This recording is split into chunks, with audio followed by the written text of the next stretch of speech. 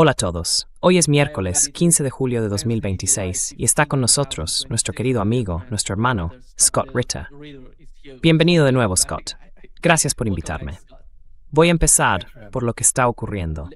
Tuvimos el memorando de entendimiento, el MOU, tuvimos toda la complejidad de los temas relacionados con ese acuerdo. Ninguna de las líneas o cláusulas se respetó y básicamente todas se violaron antes de que las dos partes anunciaran que el MOU había terminado. Estados Unidos ha vuelto con el bloqueo en el estrecho de Hormuz. Irán está haciendo lo mismo en el estrecho. Y ayer, uno de esos petroleros turcos fue hundido en el Golfo Pérsico, en el estrecho de Hormuz. Y voy a mostraros las imágenes de ese barco.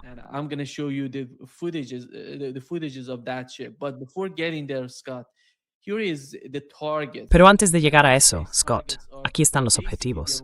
Los objetivos de Estados Unidos son básicamente los mismos. Están repitiendo los mismos blancos en el Golfo Pérsico. Una de las principales zonas es Siria, y aquí tenemos una de las grabaciones de ayer desde Siria. Atacaron una instalación de mando militar, algo así, en Siria. Y esta es la grabación. Y el otro punto importante fue que ayer vimos unas imágenes que llegaban desde Bahrein. Muestran esto. Scott, quiero saber cuál es tu interpretación de esto. A mí me parece que tiene que ver de alguna manera con el sistema de defensa aérea, porque sube y luego baja. ¿Cuál es tu interpretación de estas imágenes? ¿Qué ha pasado en el cielo aquí? What is your understanding of this footage? What has happened in the sky here? Eso parece un misil Patriot que se autodestruyó en pleno vuelo. Parece que es el combustible del misil Patriot. El cuerpo del misil simplemente explotó, detonó, y lo que se ve son los fragmentos del combustible flotando en el aire, cayendo al suelo. No lo sé. Quiero decir, en resumen, tendría que ver todo el video para entenderlo bien. Pero ya sabes, eso parece un fallo espectacular del propulsor de combustible sólido del sistema Patriot.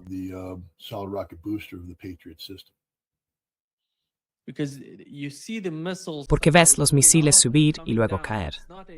No es una cabeza de guerra de racimo, no caen todos juntos. Lo digo porque hubo quien asumió que se trataba de una bomba o una ojiva de racimo que estaba cayendo de esa manera.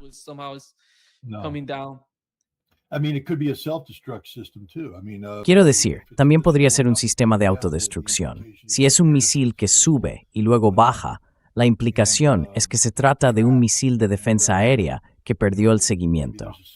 Y bueno, quizá tenga un mecanismo de autodestrucción a bordo que detonó el propulsor para evitar que el misil se estrellara contra viviendas civiles o algo por el estilo.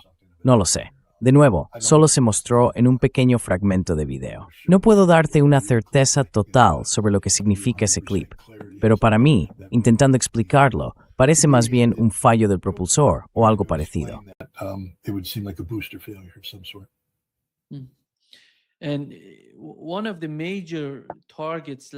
Y uno de los principales objetivos anoche fue el ataque a Kuwait, que los iraníes mencionaron como un ataque contra Halliburton, una empresa de servicios petroleros y logística con contratos con el gobierno de Estados Unidos. Ellos lo llaman contratos KGL. Y se puede ver en esta imagen. ¿Y qué fue eso? ¿Cuál era el motivo principal para golpear ese objetivo? Decían que la Guardia Revolucionaria creía que era uno de los mayores proveedores militares estadounidenses en Kuwait y uno de los más grandes de todo Oriente Medio, que fue alcanzado. Luego tuvimos esta foto de la NASA, que confirmaba que el incendio en esa zona fue provocado, al parecer, por drones iraníes. Parece que un dron impactó directamente en el objetivo. Esta es la complejidad del asunto. Se atacaron varios objetivos en Jordania, en Kuwait y en Bahrein. Y el uso de los HIMARS fue 2 o 3 noches antes. Vimos el uso de HIMARS en Kuwait y en Bahrein, golpeando objetivos en la parte occidental de Irán. ¿Cómo ves tú el campo de batalla?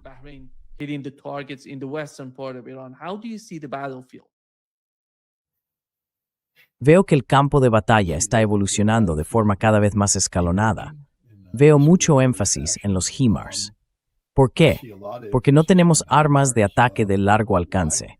Así que los objetivos que estén dentro del alcance de los HIMARS serán atacados con HIMARS para poder reservar las municiones lanzadas desde el aire que tengamos para otros, ya sabes, otros objetivos. Ese fuerte énfasis en los HIMARS, tan al principio de la campaña, apunta a un problema de escasez de armamento, que, de nuevo, es uno de los problemas aquí. ¿Qué intenta conseguir Estados Unidos con esta campaña? Tuvieron 39 días para quebrar a Irán y no pudieron. Recuerda, fue Estados Unidos quien buscó el alto el fuego. Donald Trump ha admitido que tuvimos que firmar el memorando de entendimiento porque no teníamos otra opción.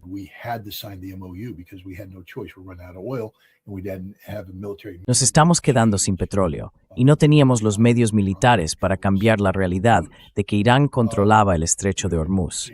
Y bueno, J.D. Vance admitió que el memorando de entendimiento era solo una farsa, que el objetivo desde el principio era ganar tiempo para acumular petróleo. También era para ganar tiempo y desplegar armas desde otras partes del mundo hacia Oriente Medio. Pero Estados Unidos ha conseguido, como mucho, 3 semanas, 21 días. Así que ahora vamos a intentar lograr en 21 días lo que no pudimos en 39, derrotar a Irán. Y por otro lado, Irán ha tenido la oportunidad de evaluar por completo la campaña aérea anterior, entender las prioridades de los objetivos, la precisión de los ataques. Ya sabes, es lo que nosotros, la gente, escuchamos desde aquí cuando nos dicen Estados Unidos atacó esto, aquello y lo otro.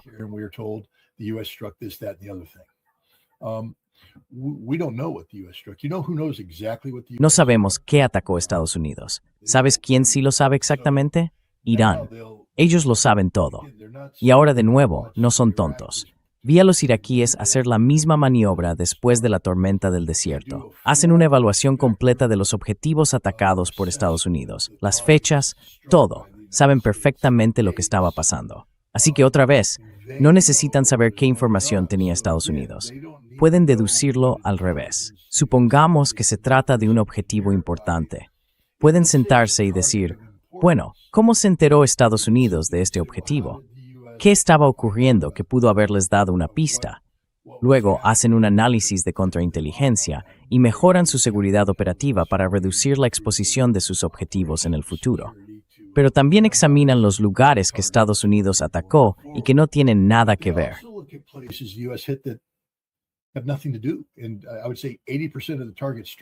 Yo diría que el 80% de los objetivos atacados por Estados Unidos no tenían nada que ver con nada.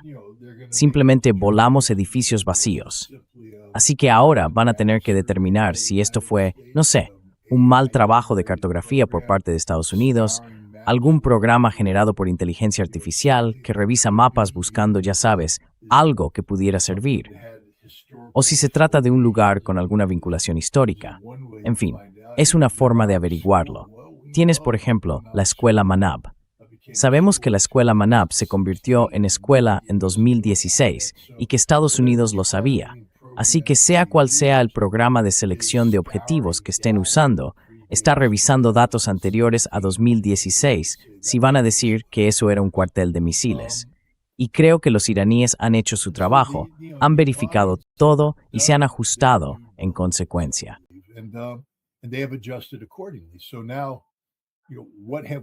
Entonces, ¿qué hemos hecho ahora? Si el 80% de nuestros objetivos no está alcanzando nada, eso significa que nuestra inteligencia no es tan buena. Algunos podrían decir que quizá hemos afinado nuestra inteligencia en el tiempo que pasó entre el 8 de abril y ahora, y que entendemos mejor lo que están haciendo los iraníes. Tal vez los iraníes cometieron un error, o quizá hay algo que Estados Unidos está aprovechando, pero lo dudo. Yo creo que Estados Unidos ha vuelto a sus viejas prácticas y que una vez más, lo que estamos haciendo no tiene ningún impacto en la capacidad de Irán para responder. ¿Está causando dolor a Irán? Cada bomba que cae causa dolor, de una forma u otra. Pero es el tipo de dolor que va a hacer que Irán se rompa. Porque eso es lo que necesitamos que Irán haga ahora, romperse. Necesitamos que Irán básicamente admita que Estados Unidos ha ganado esta guerra, que Irán ceda en todos los asuntos en los que Donald Trump insiste en que Irán debe ceder.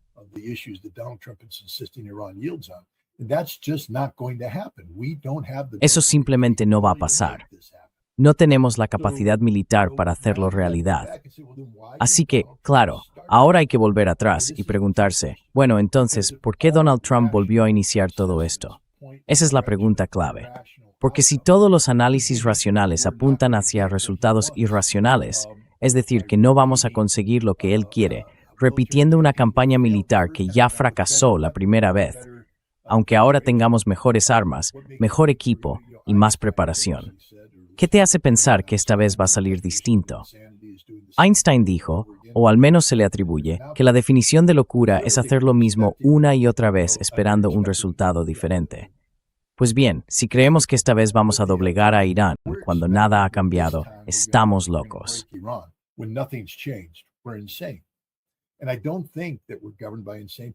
Y no creo que estemos gobernados por gente loca. Creo que estamos gobernados por gente desesperada. Y ahora volvemos a ver un indicio de esa desesperación. Con Donald Trump, tuvo que firmar el memorando de entendimiento. Dijo, tuve que firmarlo. Desesperación. No tuvo más remedio que firmar un documento que no le gustaba, pero tuvo que hacerlo para que el petróleo volviera a subir. Así que sabemos que hay desesperación ahora. Y entonces, ¿cuál es la causa de esa desesperación?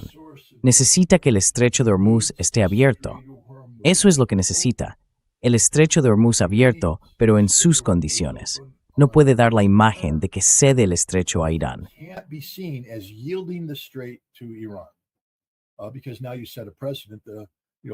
Porque ahora se crea un precedente que, ya sabes, permite que otros estrechos estratégicos del mundo puedan ser tomados por actores regionales.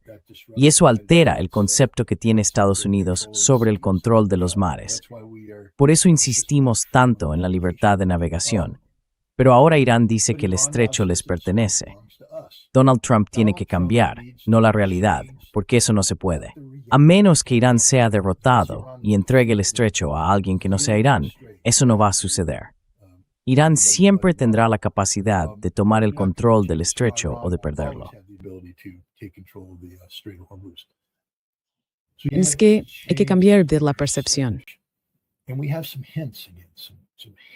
Y tenemos algunas pistas otra vez, algunas pistas en esto. ¿Qué fue una de las cosas que Donald Trump publicó?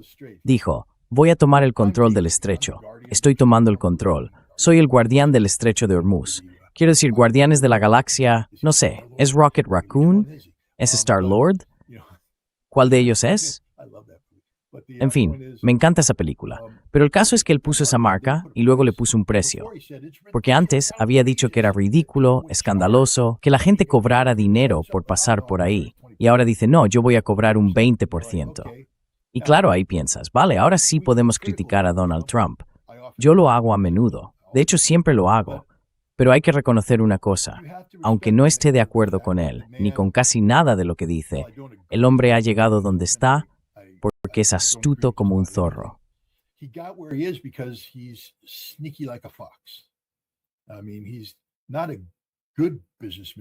Quiero decir, no es un buen empresario, pero es un empresario de Nueva York, lo que significa que actúa con amenazas, con fanfarronería y cosas así. Y me da la impresión de que está volviendo a sus raíces, que entra con una jugada fuerte, muy fuerte. Primero, hay que entender que acaba de legitimar poner un precio al paso por el estrecho, después de haber dicho que eso era ilegítimo. Lo acaba de legitimar. Dijo, no, esto es así. Y eso es importante, porque acaba de darle la razón a los iraníes. Les dijo, bueno, un momento, hay alguien llamando. Pero les dijo a los iraníes, tenéis razón, se puede cobrar, pero los que cobramos somos nosotros. Eso es algo importante. Nadie está hablando de eso. Nadie está hablando del hecho de que Donald Trump acaba de cambiar la dinámica. Y ahora somos nosotros los que ponemos precio a ese paso.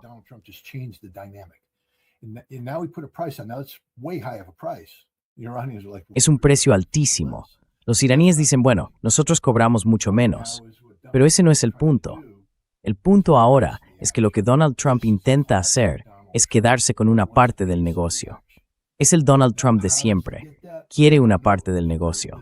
Ahora bien, ¿cómo lo consigue? No lo sabemos porque esto está todavía en las primeras fases de la negociación. Pero creo que el objetivo aquí es provocar suficiente disrupción económica en Irán para que acepten algún tipo de acuerdo de compromiso que le dé a Donald Trump una salida airosa, algo que le permita decir, he negociado una parte del negocio, soy el mejor presidente del mundo, nadie es mejor que yo. Ahora mismo no sabemos cómo será eso. Tengo algunas ideas, porque no creo que Irán vaya a ceder en su determinación de mantener el control.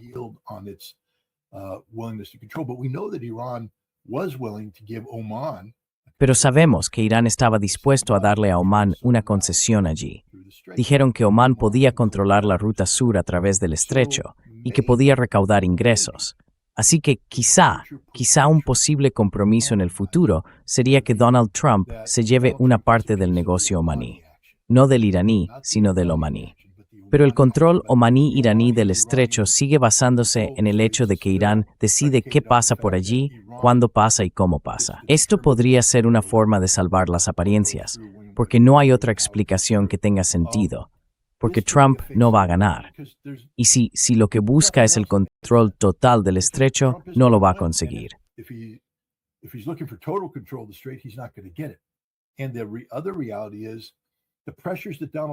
Y la otra realidad son las presiones que sintió Donald Trump para sacar adelante el memorando de entendimiento en abril. Hoy esas presiones son aún mayores.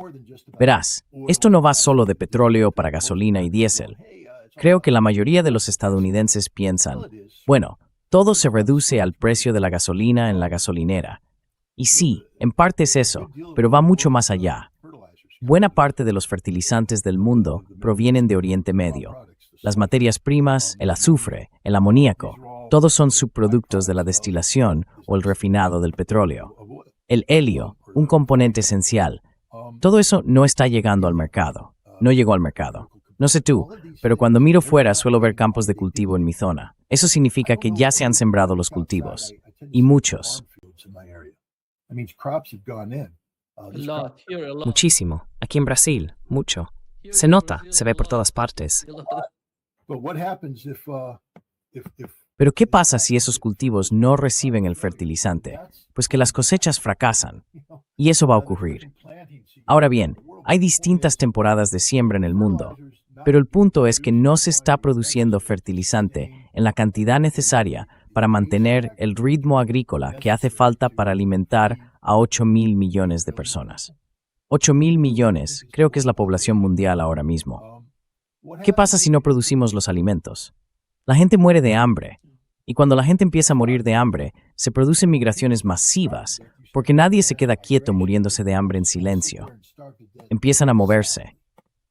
Europa va a verse desbordada, literalmente desbordada, por migrantes desesperados de África, de Asia y de Oriente Medio, que van a ir a Europa para poder comer.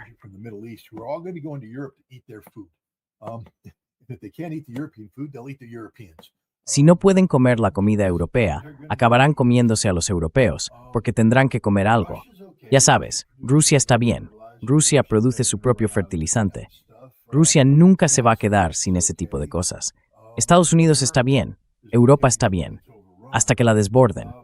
Pero el resto del mundo necesita todo eso. Y este es justo el punto que Sergei Lavrov planteó cuando viajó por África. Dijo, os vais a morir de hambre por culpa de ellos, por culpa de Estados Unidos, por culpa de Ucrania. Son ellos.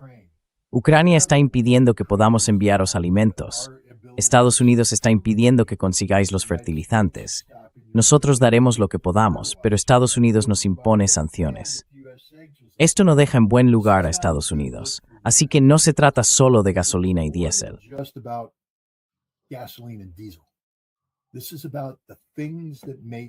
Esto trata de las cosas que hacen que la vida sea sostenible. Ya bloqueamos su capacidad de llegar al mercado durante 39 días o más. Ha habido más interrupciones. No resolvimos lo que estaba bloqueado hasta más tarde, y desde entonces ha sido un poco irregular. Pero bueno, el mundo tuvo un pequeño respiro, ¿sabes? Es como, te pondré un ejemplo de mi propia vida. De niño solía hacer body surf. Vivía en Hawái. Me encantaba el body surf. No era muy bueno, pero me encantaba hacerlo. Y salí al mar, con las olas grandes. Y claro, inevitablemente la ola te tumba. Y cuando la ola te tumba, te lleva hasta el fondo. Te golpeas contra el suelo marino, das vueltas por ahí, y lo único que puedes hacer es soltar, aguantar la respiración y esperar a que la ola te suelte.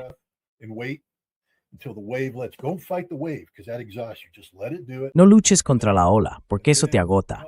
Déjala hacer lo suyo y luego sube, toma aire, oriéntate de nuevo e intenta avanzar.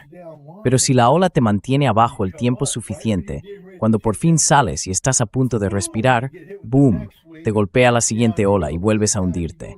Solo que esta vez ya no tienes el oxígeno que necesitabas en los pulmones. Estás en apuros. Y entonces esperas.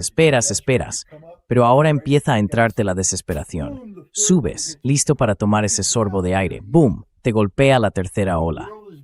Puedes ahogarte con mucha facilidad. El mundo está siendo golpeado por olas de falta de recursos. El mundo fue arrasado por una ola. Intentó salir a la superficie para tomar aire, para liberar cosas al mercado y todo eso. Su cuerpo pensó, estamos respirando de nuevo.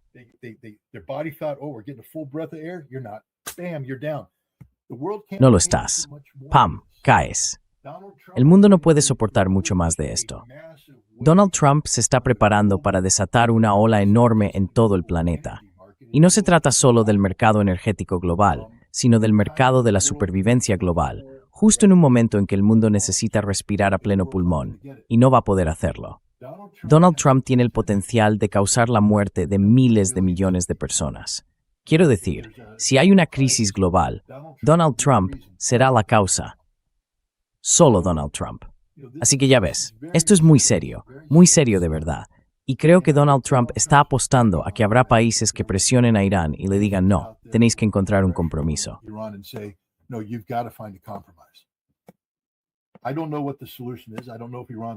No sé cuál es la solución. No sé si Irán está dispuesto a hacerlo, pero apuesto a que China, si esta guerra dura 3 semanas, va a coger el teléfono y decirle a los iraníes, tenemos que encontrar la manera de que los recursos vuelvan a fluir. Rusia también va a decir que esta inestabilidad a largo plazo no le conviene. Necesitamos mercados estables. Ya sabes, todo el mundo dice, bueno, espera un momento, Scott, Rusia gana mucho dinero con los precios altos del petróleo.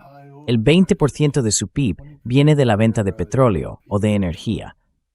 Pero el 80% depende de las inversiones en una actividad económica normal y no consigues inversiones con precios de la energía tan altos. Eso es lo que la gente no entiende.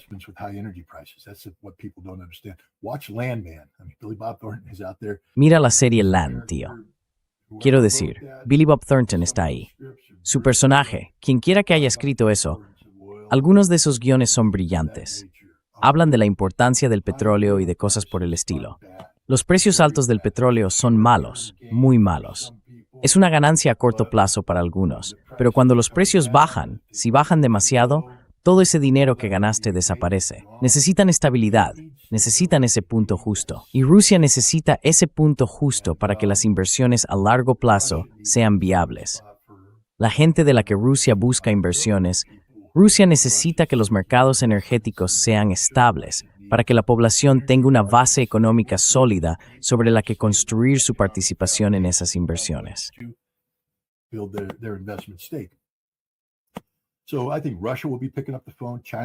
Creo que Rusia va a coger el teléfono, China va a coger el teléfono, India va a coger el teléfono. Todo el mundo va a coger el teléfono diciendo, oye, tenemos que encontrar una salida igual que hicieron la última vez. Porque recordemos que Irán adoptó posturas extremadamente duras, pero aceptó un memorando de entendimiento. Sabían que Estados Unidos iba a romperlo, por cierto. Lo sabían, pero aún así lo aceptaron, porque había presión política sobre Irán. Se ve que esa presión política va a continuar, y que Irán acaba viéndose obligado a ofrecer un compromiso. Irán no va a ceder, Imam Papali.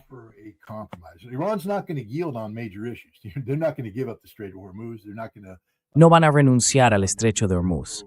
No van a ceder en su programa nuclear. No van a ceder en los misiles balísticos. Pero si hay algún mecanismo que les permita salvar la cara, no sé, darle a Donald Trump una parte del asunto omaní. No lo sé, de verdad. No lo sé. Pero esta guerra no tiene ningún sentido. Ninguno. No hay nada lógico en este conflicto, porque Donald Trump no va a conseguir lo que quiere, y está poniendo en riesgo al mundo entero. Esto es lo que la gente tiene que entender. Está poniendo en peligro la economía iraní, o incluso la economía de todo Oriente Medio. Está poniendo en riesgo miles de millones de vidas. miles de millones de vidas. Billions of lives at risk. Billions of lives. Yeah. He said yesterday that he's going to escalate the war. Ayer dijo que va a intensificar la guerra porque su política de volver al bloqueo busca presionar a Irán, forzar a los iraníes para que acepten algún tipo de acuerdo. Dijo, si no consigo el acuerdo lo antes posible, voy a atacar la semana que viene, voy a atacar las redes eléctricas, voy a atacar la infraestructura de Irán. Ese es su plan. ¿Y cuál sería la reacción de los iraníes? Van a golpear los mismos tipos de objetivos.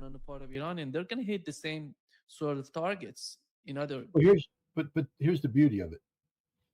Pero ahí está lo interesante. Quiero decir, en realidad ya se han rendido, más o menos. Tenemos 3 semanas tenemos la fase 1, la fase 2 y la fase 3. Ahora mismo estamos en la fase 1. Estamos atacando objetivos, haciendo que las cosas exploten. No va a funcionar. Así que la semana que viene pasamos a la fase 2, que consiste en atacar, ya sabes, objetivos energéticos, no la producción de energía, sino las instalaciones, la generación eléctrica, ese tipo de cosas, para aumentar la presión. Y luego pasamos a la fase final, la tercera semana. Y eso es todo. Después de la tercera semana, no nos queda nada. Se nos acaba la munición. La tercera semana es para atacar las instalaciones de producción de energía, para hacerles sentir el dolor, como él dijo.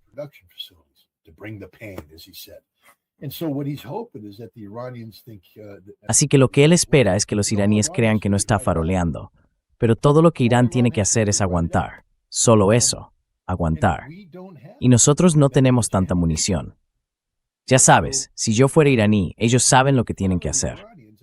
Proteger las infraestructuras más valiosas, las que no se pueden reemplazar, quitarlas, esconderlas, apagarlo todo. Dejar que Estados Unidos destruya una instalación que se pueda reparar rápidamente. Porque recuerda, después de la tercera semana, nos quedamos sin munición. Y si Irán consigue reorganizarse, nosotros no podemos fabricar más munición en ese tiempo. Ellos pueden volver a poner en marcha su economía. Los iraníes pueden resistir esto. Creo que esa es, la realidad.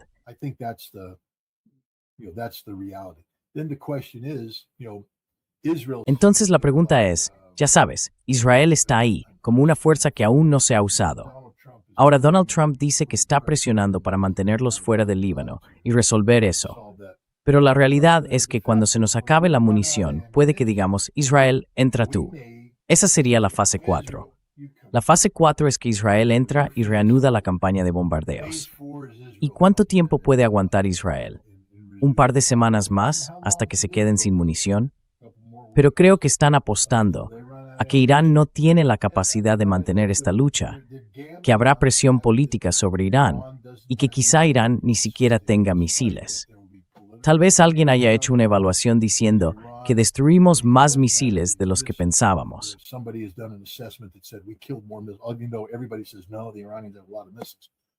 Aunque todo el mundo dice, no, los iraníes tienen muchos misiles, no lo sé. No sé qué está pasando aquí.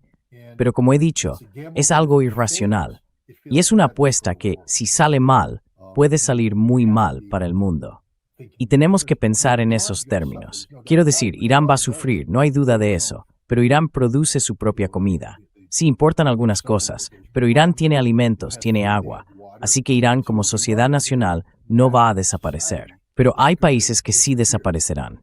Prácticamente todos los países árabes del Golfo desaparecerán. No pueden mantener a su población sin agua, sin energía.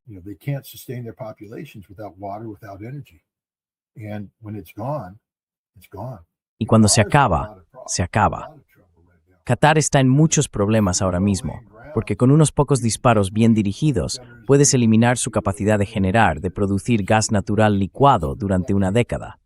No tienen reservas para aguantar 10 años. Y si destruyes sus plantas de desalinización, se quedan sin agua, les quitas la energía y se quedan sin energía. Se despueblan. Los Emiratos Árabes Unidos igual. Bahrein es un riesgo enorme. Kuwait es un riesgo enorme. Arabia Saudí es un riesgo enorme. Yo creo que Irán tiene todas las cartas en la mano, que esto es, de verdad, una de las cosas más tontas que ha hecho Donald Trump. Pero también es un acto de desesperación.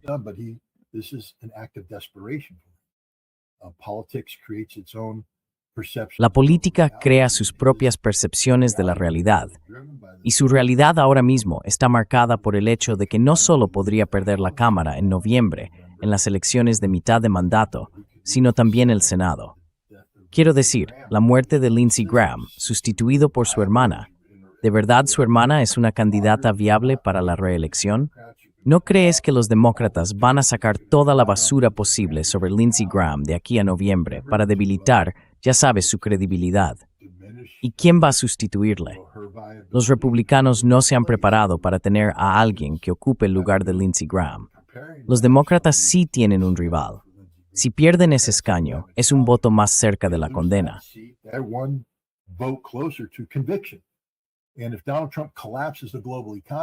Y si Donald Trump hace que se derrumbe la economía global, ya sabes, todo el mundo se vendría abajo, y eso va a pasar.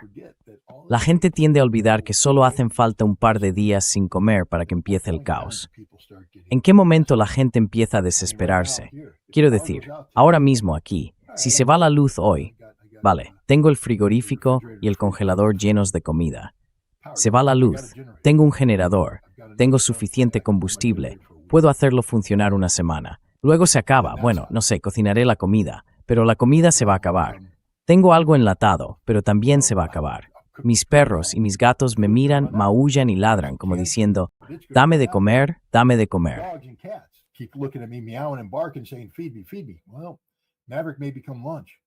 Bueno, puede que Maverick acabe siendo mi comida, porque estaré desesperado. Iré a la tienda, pero todo el mundo irá a la tienda.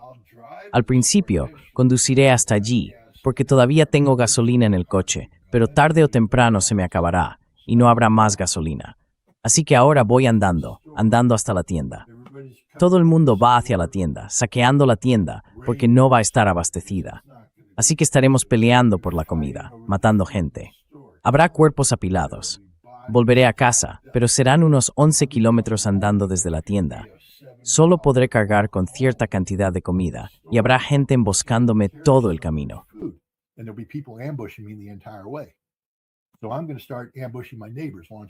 Así que voy a empezar a emboscar a mis vecinos, a lanzar incursiones contra sus casas y todo eso. Pero claro, ellos también van a hacerlo. Tengo que fortificar la mía. Esto es en lo que se va a convertir la sociedad. Créeme, es la naturaleza humana. Y luego la gente empezará a reunirse en grupos. Ya sabes, tendrán su propio grupo común. Y no se tratará del Estado de Derecho ni de la Constitución. Se tratará de sobrevivir, de la supervivencia más básica. Y eso es Estados Unidos. ¿Qué pasa en los lugares que no tienen esta infraestructura? Pues volvemos a mirar a África. Cuando no se produce comida, cuando no sale agua, la gente muere de hambre.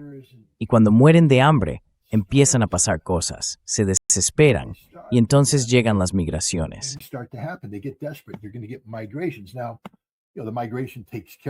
Ahora, la migración se regula sola con el tiempo, porque 1 millón de personas empieza a marchar, pero no tienen suficiente comida.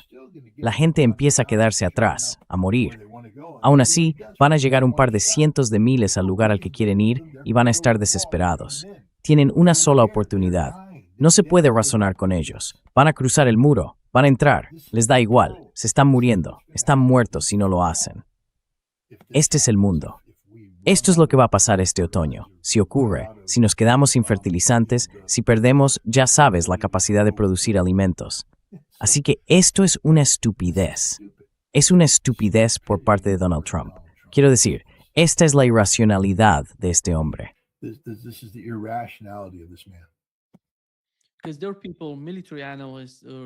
Porque hay personas, analistas militares o generales, que están sugiriendo que el siguiente paso de Donald Trump podría ser algún tipo de escalada, quizá una invasión de algunas de esas islas en el Golfo Pérsico. Tuvimos al general Mackenzie, a Wesley Clark y a Keith Kellogg. Todos ellos defendían lo mismo. Y esto fue lo que dijo Keith Kellogg.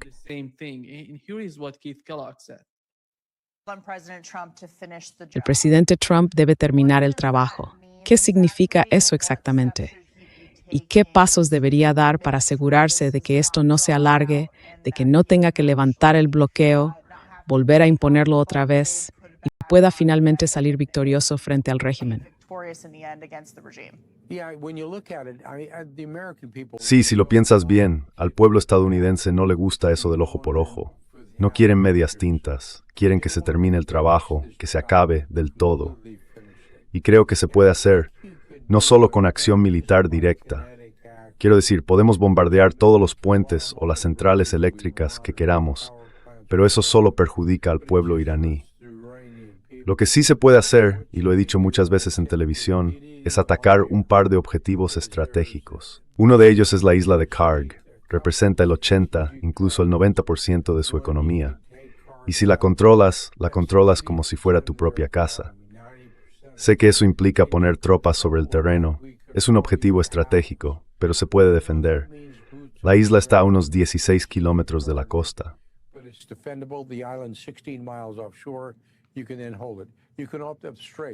Entonces puedes mantener la posición, puedes avanzar directamente, puedes tomar las islas en el estrecho de Hormuz también, con tus grupos anfibios de la Marina desplegados allí. Puedes tomar la isla del Arak, puedes tomar la isla de Keshm, puedes tomarlas todas para reducir básicamente su capacidad de bloquear el Golfo Pérsico y el estrecho de Hormuz. Y creo que podemos abrir el estrecho. Creo que podemos escoltar esos buques, y eso es precisamente en lo que ellos confían, en poder seguir controlando el estrecho de Hormuz. Pero creo que una vez rompamos ese bloqueo y los barcos empiecen a moverse, su capacidad de influir en la situación desaparecerá.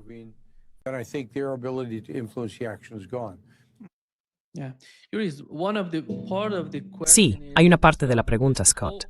Porque todos estos ataques, si miras los objetivos en el sur de Irán, en el oeste de Irán, la gente que está a favor de una invasión o de hacer algo de forma encubierta, dice que Estados Unidos, con toda esta campaña, está intentando debilitar o reducir las capacidades de la población iraní en esas zonas del sur y del oeste.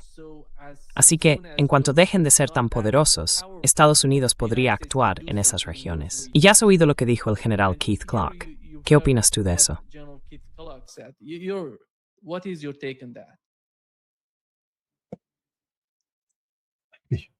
What a stupid man. ¡Qué hombre tan estúpido! Un hombre fundamentalmente ignorante. Mira, empecemos por la logística.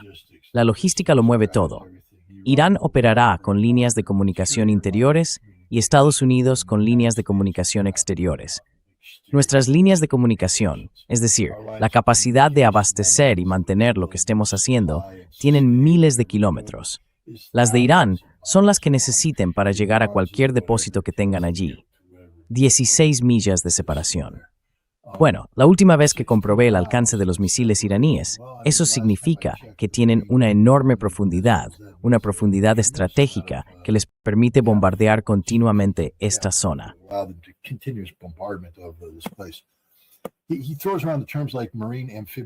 Habla de cosas como los grupos anfibios de desembarco de la Marina, como si, vaya, eso significara algo. Son 2 equipos de desembarco de batallón, 2 batallones. Cuando hacíamos asaltos anfibios en la Segunda Guerra Mundial, teníamos la Playa Roja 1, la Playa Roja 2, la Playa Roja 3. Roja era un regimiento, 3 batallones en línea. Y también teníamos la Verde, y así sucesivamente. Eran equipos de desembarco regimental, parte de una división que entraba en tierra. Esto, en cambio, es un solo batallón entrando. Keith Kellogg haría bien en estudiar de verdad aquello de lo que habla. La última vez que intentamos una entrada forzosa con un batallón en una isla, bueno, Grenada, supongo que se podría decir que fue un éxito. Pero hablemos de una isla defendida por gente realmente competente.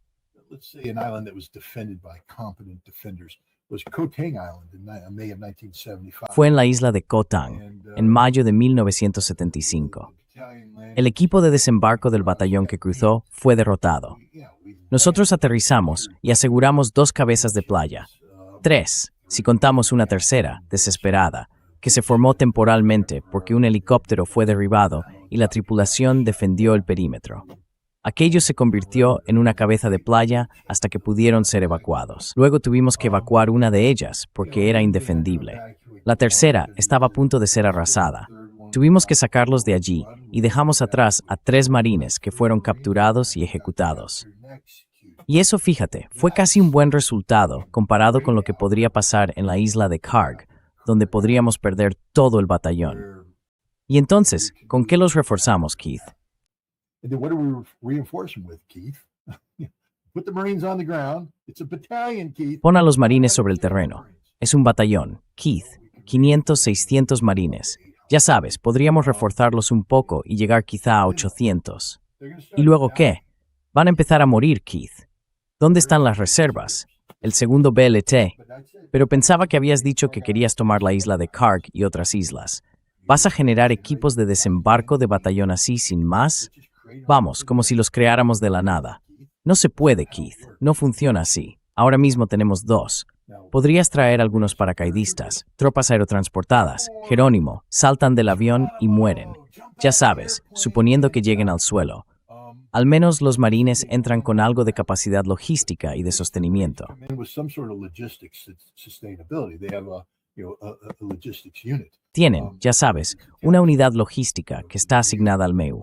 Paracaidistas, sí, aterrizan en tierra, llevan lo que traen encima, que no es mucho, agotan su carga básica de munición. ¿Vas a llevar más material y lanzarlo también? ¿Cómo? Si te están derribando. Mira, pensemos en la isla de Koh Tang. 8 de los 11 helicópteros que entraron en la primera oleada fueron derribados, destruidos o dañados de tal forma que no pudieron volver a operar. 8 de 11. ¿De qué está hablando Keith Kellogg? No tiene ni idea de lo que dice. Déjame dejarlo lo más claro posible. Doesn't know what he's talking. Let me make it as clear as possible. If we could have taken Karg Island, we would have taken Karg Island. Si hubiéramos podido tomar la isla de Karg, la habríamos tomado. Pero no la tomamos porque no podemos tomarla. Y da igual cuánto quieran Wesley Clark, o ya sabes, Pete Mackenzie, o Keith Kellogg, sentarse ahí a hablar de dibujar grandes flechas en el mapa, eso no va a pasar. Si hubiera podido pasar, ya habría pasado. Lo otro de lo que quiero hablar es de la realidad. Nosotros, los Estados Unidos de América, ya no tenemos tanta fuerza militar. Aquella época en la que podíamos reunir 750,000 soldados para la tormenta del desierto, porque eso fue lo que reunimos para hacer la tormenta del desierto, se acabó. La época de reunir 250,000 soldados para la Operación Libertad Iraquí, que en realidad se llamaba Operación Liberación de Irak, pero luego la gente dijo, espera, eso suena a petróleo. No estamos luchando por petróleo. And people went, wait, that's oil. We're not fighting for oil. We'll fight for oil. And so we Luchábamos por el petróleo. can't do that. Y eso fue lo que hicimos, pero ahora no podemos hacerlo. Ya no tenemos la estructura de fuerzas necesaria. Nos cuesta reunir 5,000 soldados para enviarlos a Europa como parte de las brigadas rotatorias. Nuestro ejército no está diseñado para operaciones expedicionarias.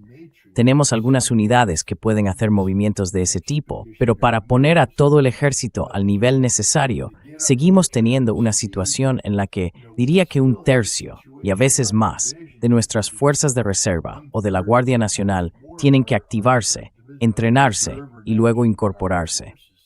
Verás, hay una razón por la que en la tormenta del desierto no tuvimos unidades de la Guardia Nacional del Ejército ni de la Reserva del tamaño de una brigada combatiendo.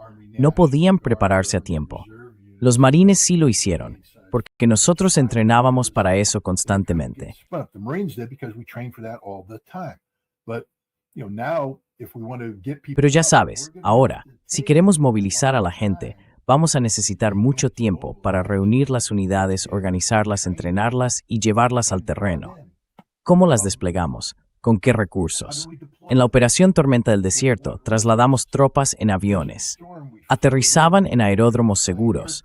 Pero fíjate en lo que está pasando ahora.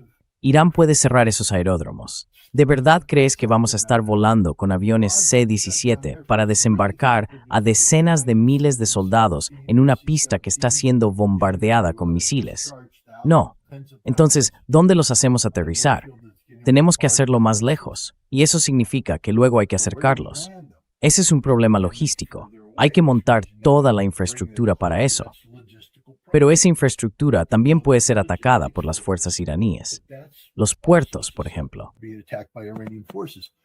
Ports. There's not going to be a port operating normally. No va a haber ningún puerto funcionando con normalidad. Para empezar, la mitad de los puertos que usábamos estaban dentro del Golfo Pérsico, y para llegar a ellos hay que pasar por el Estrecho de Hormuz. Eso no va a ocurrir. Los puertos a los que entremos estarán bajo ataque. El general Berger, que fue comandante del Cuerpo de Marines, ya lo reconoció en 2019. Creo que cuando publicó quizá fue después su guía del comandante, dijo que no podíamos cumplir las misiones que nos había asignado el secretario de Defensa, porque estábamos atados a un sistema heredado que ya no es sostenible ante las realidades de la guerra moderna.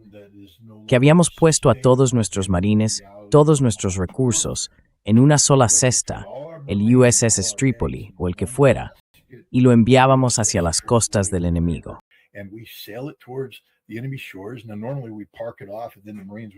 Normalmente, lo que hacemos es acercarnos. Los marines desembarcan, lanzan el equipo de asalto y avanzan para tomar la playa. Pero ahora, al aproximarse, ni siquiera van a llegar al punto de desplegar sus vehículos anfibios. Les va a alcanzar un misil, el barco se hundirá y perderemos a todos los marines. Esa es la realidad. La realidad es que no podemos hacer esto. La última vez que Donald Trump pensó en movilizar una fuerza de ese tipo fue, ¿cuándo? En 2019 o 2020, cuando derribaron el Global Hawk, el dron.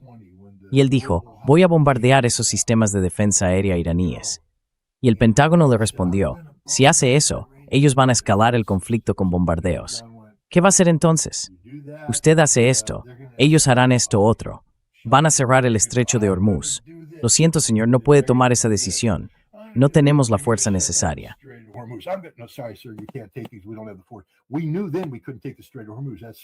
Sabíamos entonces que no podíamos tomar el estrecho de Hormuz. Esa es la parte curiosa. Sabíamos que no podíamos tomarlo. Él dijo, ¿qué haría falta para tomarlo? Pues habría que movilizar entre 190 y 250,000 soldados. Eso llevaría entre 9 meses y 1 año y medio. Vaya, quizá no merezca la pena. Y ese problema sigue ahí. Y no estamos hablando solo del estrecho, estamos hablando de algo aún mayor. Para hacer ese trabajo, tendríamos que movilizar a 1 millón de estadounidenses. Keith Kellogg, ¿cómo vamos a hacer eso? ¿De dónde van a salir, Keith? Porque si hago las cuentas, no los tenemos. Y si lo hiciéramos, sería el mismo problema que con Taiwán. Sabes que no existe ningún plan de contingencia, ningún plan operativo para Taiwán. Al menos no lo había.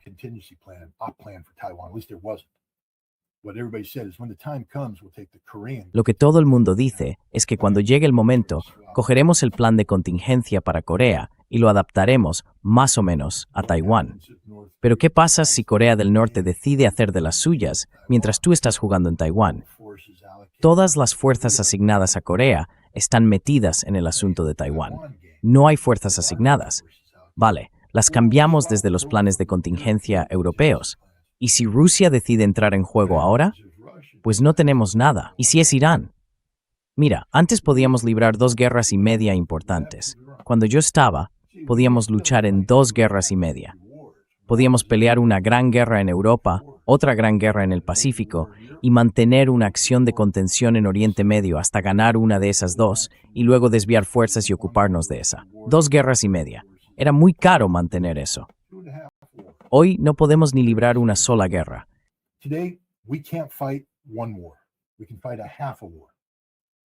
Podemos librar media guerra. Eso es todo. Podemos librar media guerra.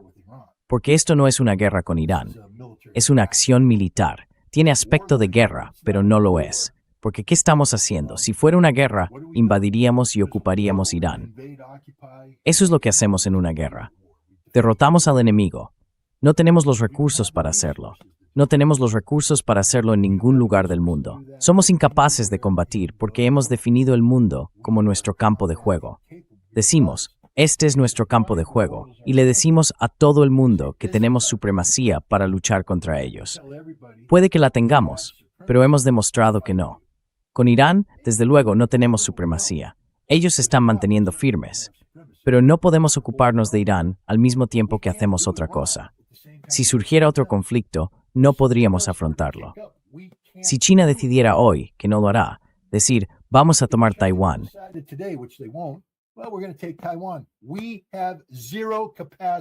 no tenemos ninguna capacidad de defensa. Si Corea del Norte cruzara la frontera, no podríamos hacer nada. No podemos reforzar. No tenemos nada. 0. ¿Y de qué habla Keith Kellogg? ¿De poner unos equipos de desembarco en unas islas donde van a morir? ¿Y luego qué? ¿Y después qué? Estos generales no deberían poder salir en televisión y seguir usando el título de general. Porque cuando la gente oye general, piensa, es un general, es listo, sabe de lo que habla, ha estado allí, lo ha hecho. Keith Kellogg consiguió su estrella de plata, creo, por salir corriendo a rescatar a un herido en Vietnam. Eso te dice todo lo que necesitas saber sobre él. No estoy diciendo que no sea valiente. Obviamente, lo fue. I'm not saying that he's not brave. Obviously he was. But he's in Vietnam running out getting a wounded guy. Pero él está en Vietnam, saliendo corriendo a rescatar a un herido, en una guerra que perdimos. Y ahora va a sentarse aquí, a hablar con dureza sobre cómo ganar una guerra si solo mostramos determinación. Ese es el problema con estos generales, con pasado en Vietnam. Creen que podríamos haber ganado si simplemente hubiéramos mostrado más determinación. No entienden que nunca podríamos haber ganado en Vietnam, porque era una guerra imposible de ganar, porque estábamos en el lado equivocado de la historia, y tratábamos de hacer cosas que no se podían lograr militarmente. La guerra es una extensión de la política por otros medios, pero la política es su componente más importante. Y la política de Vietnam fue un desastre, igual que la política del Golfo Pérsico.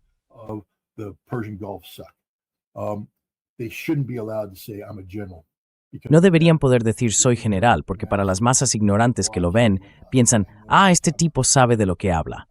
Ojalá pudiera debatir con Keith Kellogg, arrasaría. Ojalá pudiera debatir con Wesley Clark. Ojalá pudiera debatir con los tres a la vez, Mackenzie, Clark y Keith Kellogg. Habría un montón de estrellas ahí. 4, 8, 10 estrellas. 10 estrellas contra mí. Pequeñas hojas de roble de mayor. Les borraría del mapa, porque están ahí para moldear la percepción contando mentiras.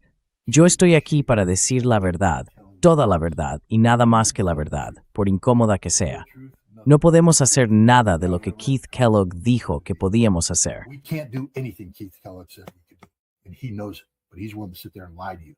Él lo sabe, pero aún así está dispuesto a sentarse ahí y mentirte, porque su trabajo es mentirte. Su trabajo es generar clics y visitas. Hoy en día es un vendido de los medios. Eso es todo lo que es. ¿Cuánto dinero me pagas por venir a tu programa? Nada. ¿Sabes cuánto gano por venir a tu programa? Nada. Él gana dinero cada vez que aparece en uno. Su trabajo es hacerse visible para ir a programas y ganar dinero. Son unos vendidos de los medios. No les interesa decir la verdad. Solo les interesa que se les vea, crear percepciones, crear historias, narrativas que les permitan seguir apareciendo. Cada uno de ellos es un mentiroso.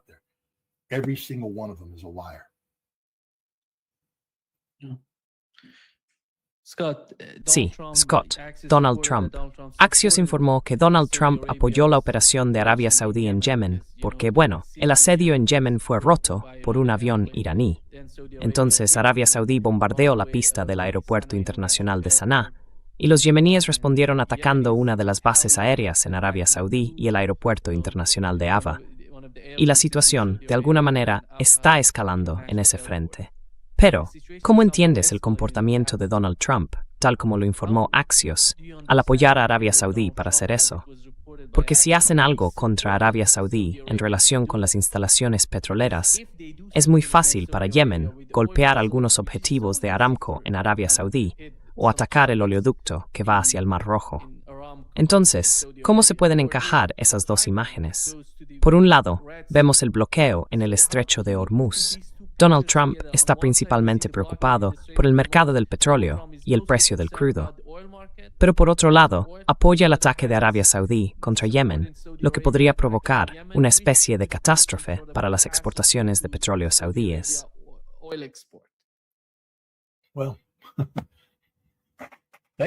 Bueno, gracias por pedirme que explique de forma racional las decisiones de un loco. Aunque en realidad no creo que Donald Trump sea un loco. Creo que hay algo... En fin, el peligro de participar en programas como este. Déjame darte un poco de contexto. Soy analista profesional. Profesional significa que me gano la vida con esto.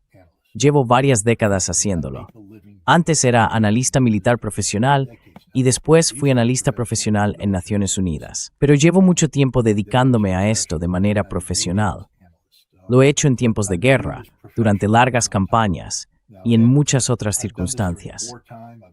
Y hay una cosa de la que siempre hay que tener cuidado cuando haces análisis: no enamorarte de una conclusión.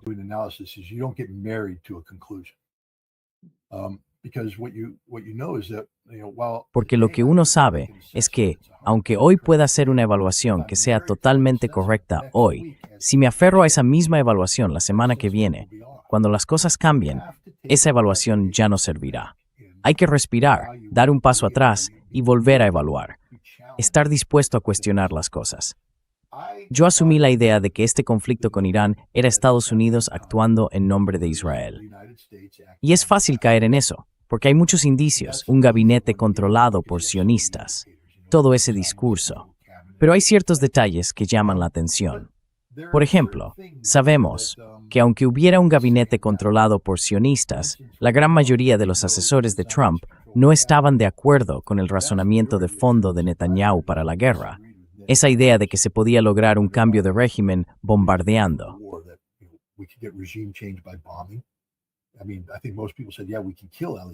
Quiero decir, creo que la mayoría de la gente dijo, sí, podemos matar a Ali Khamenei, pero eso no va a provocar un cambio de régimen. Al parecer, Marco Rubio se opuso a esa idea. También John Ratcliffe, el director de la CIA, dijo que probablemente tendría el efecto contrario. El estrecho de Hormuz. Bueno, sabemos que el Pentágono dijo claramente que no se podía tomar el estrecho de Hormuz durante el primer mandato de Donald Trump. Pete Hegseth, por supuesto, es el adulador por excelencia, y dijo yo puedo hacerlo. Y creo que Donald Trump respondió, vale, genial. Pero no creo que Donald Trump se lo creyera. No creo que pensara que íbamos a lograr un cambio de régimen. Scott Bessent es la clave aquí. Scott Bessent lo tiene. Todo el mundo está centrado en Hegseth. Yo también estaba centrado en Hegseth.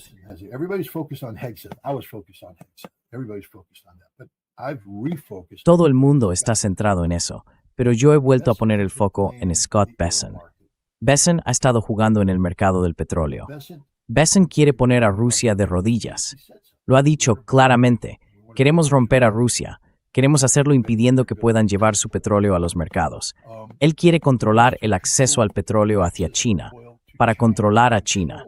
El petróleo es la clave. El flujo del petróleo es la clave.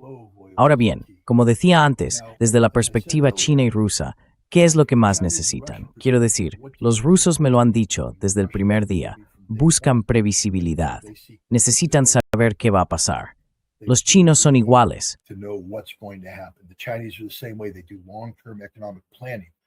Ellos hacen una planificación económica a largo plazo. La iniciativa de la Franja y la Ruta no surge de reacciones impulsivas. Se basa en una planificación a largo plazo, en pensar, si hacemos esto, en 10 años conseguimos esto, en 20 años conseguimos aquello. Y eso requiere coherencia en ciertos aspectos, como la disponibilidad y el flujo de energía. Así que hacen su análisis, observan cómo circula la energía y preparan planes de respaldo por si surge algún contratiempo. Pero así es como lo hacen. ¿Y cuál es el enfoque de Trump? Pues creo que es crear caos. Creo que el objetivo de Donald Trump es el caos. Ya le hemos oído decir que va a cambiar la forma en que funciona el mundo.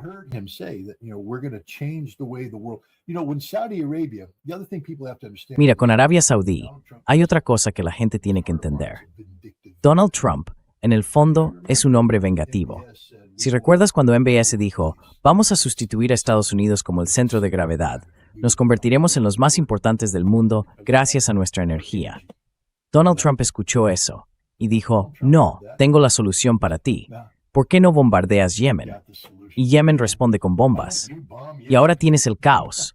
Y claro, ese caos le viene bien a Trump, porque puede aprovecharlo para presionar a China, a Rusia, y para debilitar a Irán y a los estados árabes del Golfo.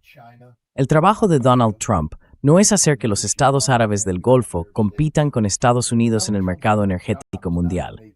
Eso lo ha dejado muy claro.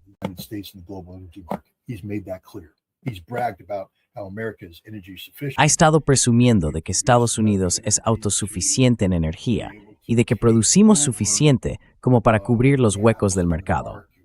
Presumimos de que podemos suministrar energía a Europa. Pero en el momento en que empezamos a hacerlo, le dimos la vuelta a la situación. Siempre dijimos que Europa no debía depender energéticamente de Rusia, y ahora la estamos haciendo depender de nosotros, lo cual es algo positivo. Esa es toda la razón por la que hicimos lo de Venezuela. No fue porque nos importara Nicolás Maduro, fue por el petróleo venezolano, nada más. Y nos preocupaba cuánto petróleo venezolano iba a China. Así que lo limitamos, y luego les dijimos a los chinos, podéis comprarlo, pero tenéis que hacerlo a través de nosotros. Eso nos da el control. Scott Bessent es la clave. Scott Bessent's the key. And I think Scott Bessent is somebody who Y creo que Scott Ritter es alguien que ve el caos como una herramienta política. Y lo que está haciendo Donald Trump es generar caos en la economía global. Una vez más, estamos hablando de un hombre sin brújula moral, porque el caos que está provocando no deja de crecer. Me duele decirlo, pero creo que cientos de millones de personas van a morir por culpa de esta guerra. hundreds of millions of people are going to die because of this war. There's no way to prevent it. I think there's going to be global. No hay forma de evitarlo.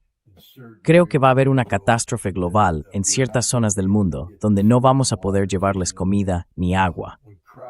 Cuando las cosechas fallen y no haya un plan de respaldo, la gente se va a morir de hambre. Y creo que a lo largo de la próxima década, cientos de millones de personas van a morir por lo que Donald Trump está haciendo ahora mismo. Eso es el caos aquí. Pero él cree que este es el precio que estamos pagando, porque según él, no estamos pagando. Es como Madeleine Albright, ¿te acuerdas? 500,000 niños. Ese es el precio que estamos dispuestos a pagar. Pues no, Madeleine, tú no pagaste ese precio. That's a price we're willing to pay. Well, you didn't pay the price, Madeline. Iraq paid it. Hundreds of millions of people are going to die. Irak lo pagó. Cientos de millones de personas van a morir, Donald. Ese es el precio que estoy dispuesto a pagar. Bueno, él no ha dicho eso. Esto es mí. Pero cuando todos los actores racionales le explican cuáles serían las consecuencias, parece que le da igual. Pero creo que Scott Ritter es la clave aquí. Entonces, ¿por qué permitiría Donald Trump que Arabia Saudí bombardee Yemen? Porque eso genera caos. Creo que Donald Trump quiere que se cierren los estrechos de Bab el-Mandeb, porque eso provoca caos. Ha hecho un cálculo. Scott Ritter le ha dicho, podemos aguantar esta crisis más tiempo que China. Podemos resistir más que China. No se trata de resistir más que Irán.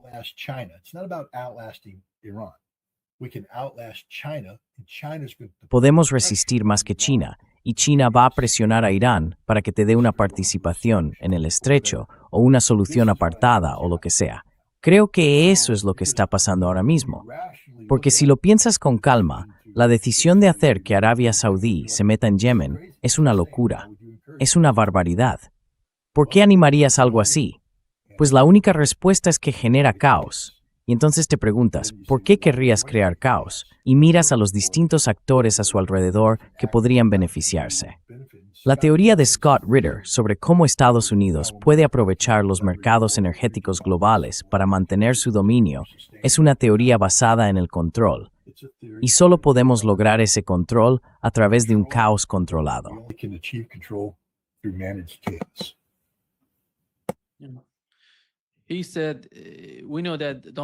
Dijo, sabemos que Donald Trump está intentando reunir al gobierno libanés y a los israelíes. Tuvieron un acuerdo en Roma y van a volver a reunirse la semana que viene. Parece que Donald Trump se va a reunir con Benjamin Netanyahu. Luego, al día siguiente, lunes, con Benjamin Netanyahu. Y el martes se reunirá con el presidente libanés, Joseph Aoun. Y esto fue lo que dijo sobre Líbano y Siria. De verdad, la retirada de las fuerzas terrestres del sur del Líbano. Bueno, replegarse es otra forma de decirlo, porque ya sabes, nos estamos llevando muy bien con el Líbano. Israel está tratando con ellos de una manera muy correcta por primera vez en muchos años. El Líbano ha sido golpeado duramente y allí tienen a Hezbollah. En el sur de Siria y en algunas zonas del Líbano, sí, creo que sería bueno salir de allí. Y pienso que quizá veamos que las cosas se calman un poco. Y Tystor Storms can centrar nuestra energía en las grandes ligas. Las grandes ligas son Irán. Mencionaste cuando hablamos por teléfono durante la guerra que el presidente sirio Ahmad al-Sharaf podría encargarse de tratar con Hezbollah. En trajis stag jail ra minor. En one visit's manig. No read the fee fishery or rewrite tasking the velvang the resort.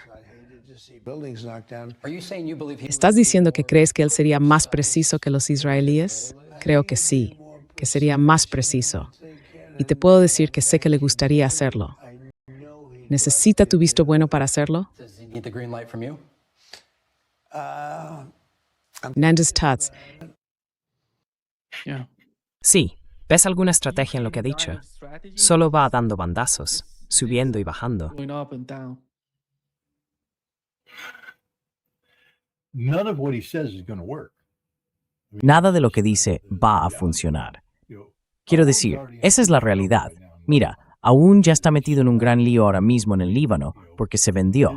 Es decir, Israel y Estados Unidos fueron a verle y consiguieron que básicamente entregara la soberanía del país. Porque si recuerdas, todo el argumento de Hezbollah era, somos un movimiento de resistencia legítimo mientras Israel ocupe ilegalmente territorio libanés. Y yo creo que parte del acuerdo que se negoció fue que el gobierno libanés dijo, damos permiso a Israel para ocupar, así que ya no es una ocupación ilegal. Por tanto, lo que buscaban era deslegitimar la posición moral de Hezbollah. Legitimize Hezbollah's, moral posture. Nobody bought that. Nobody bought that. Eso no, nadie se creyó eso, nadie se lo creyó. Y bueno, ha perdido, ya sabes, el pueblo libanés ha perdido la confianza en ese hombre. Así que no sé qué piensa Trump que intenta conseguir con esto. Esto es, ya sabes, Barak, el embajador estadounidense en Turquía, que ahora al parecer es el enviado especial del caos en toda la región. Tom Barak, sí. Esta es su idea, pero es una idea simplista. No está basada en la realidad. La realidad es que Hezbollah es una fuerza que va a quedarse. Y lo otro sobre Jolani es que no puede derrotar a Hezbollah. Sus fuerzas entrarían en Líbano, y entonces tendrías a un Estado árabe invadiendo a otro Estado árabe. Go into Lebanon, and now you have an Arab state invading an Arab state, but now you've turned this into a Sunni Shia. Pero ahora habéis convertido esto en un asunto entre suníes y chiíes, y eso se va a descontrolar y a poner feo muy rápido. Ya sabes, no va a ser una guerra, va a ser una matanza. Se convierte en ese tipo de conflicto sectario que acaba con pueblos enteros arrasados, mujeres, niños, ancianos. Y creo que Jolani lo entiende, porque no está diciendo que quiera hacer eso. Creo que está diciendo justo lo contrario. No tengo ninguna intención de hacerlo, porque no es tonto, lo entiende. Y luego está lo otro. ¿Qué pasa cuando se crea un vacío? ¿Quién llena ese vacío? Y cuando Jolani fracase, y va a fracasar, Turquía intervendrá. E Israel no quiere a Turquía más cerca de sus fronteras. Así que no creo que Israel esté a favor de esto. So I don't think Israel's in favor of this. This is Donald Trump living in a Tom Barak-inspired fantasy. Este es Donald Trump viviendo en un mundo de fantasía inspirado por Tom Barak, donde nada de lo que dice es alcanzable. Nada de eso va a ocurrir. Es simplemente la realidad. Pero de nuevo, tengo que pensar que, como los resultados de todo lo que dice son tan previsibles, él lo sabe. Le gusta el caos, quiere crear caos y va a gestionar ese caos y tendrá éxito haciéndolo. Y hasta que la gente deje de mirar a Estados Unidos en busca de soluciones, bueno, esta es la situación. Ahora mismo, América sigue disfrutando del estatus de hegemonía global. Somos la nación más poderosa del mundo. Aún tenemos la capacidad de influir en el mundo. Pero la mitad de eso se debe a que la gente está entrenada, condicionada, para aceptar esa realidad sin cuestionarla. They're conditioned to accept this without question. But at some point in time, people are going to start to question. Pero llegará un momento en que la gente empezará a preguntarse, ¿y si decimos que no? Y ahí es donde el hecho de que Irán se mantenga firme y salga adelante es algo importante, porque la gente se ha acostumbrado a que Estados Unidos intimide a los demás y los obligue a echarse atrás. Y bueno, incluso nuestras derrotas. Afganistán llegó después de 2 décadas de pura devastación. Ya sabes, solo los académicos celebran la caída estadounidense en Afganistán. Los realistas, la gente sobre el terreno, lo único que conocen es el sufrimiento, y ese sufrimiento continúa. Caos. ¿Qué ganamos al salir de Afganistán? Caos. Vivimos del caos. Ese es el enfoque estadounidense hoy en día, porque el caos se da en condiciones en las que si intentas imponer tu voluntad sobre algo, puede que no tengas el poder suficiente para hacerlo. All you have to do is generate chaos and then manage the chaos. Lo único que tienes que hacer es generar caos y luego gestionarlo. Y gestionas ese caos mientras haya suficiente gente que crea que tú eres la fuente de la solución y que ignore el hecho de que fuiste tú quien provocó el caos desde el principio. Lo que necesitamos ahora mismo, por ejemplo, es que cuando el pueblo libanés despierte y se dé cuenta de que Estados Unidos no ofrece nada, absolutamente nada, buscará en otro sitio las soluciones a sus problemas. Y creo que hacia ahí nos dirigimos. Y de nuevo, cuando la gente empiece a morir de hambre, ya sabes, la gente empezará a darse cuenta de que Estados Unidos no tiene solución para ninguno de estos problemas. Ninguna. ¿Qué problema ha resuelto Donald Trump? Ninguno. Solo crea caos. Bueno, el único problema que ha resuelto, supongo, es su propia situación económica en casa. He solved, I guess, is his economic position at home. The most corrupt man in the world. El hombre más corrupto del mundo manipula los mercados basándose en publicaciones en redes sociales programadas para generar, ya sabes, desviaciones en el mercado mundial del petróleo. Supongo que se podría decir que eso es un éxito.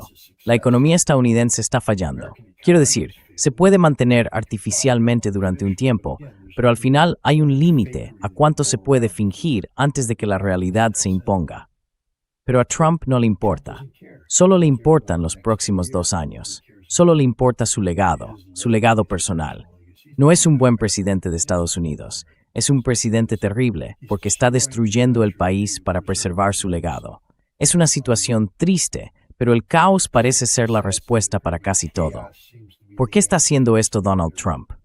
Si lo que hace genera caos, ahora ya sabes la respuesta. Es más fácil gestionar el caosor que imponer tu voluntad sobre un problema para el que no tienes los recursos necesarios para tener éxito.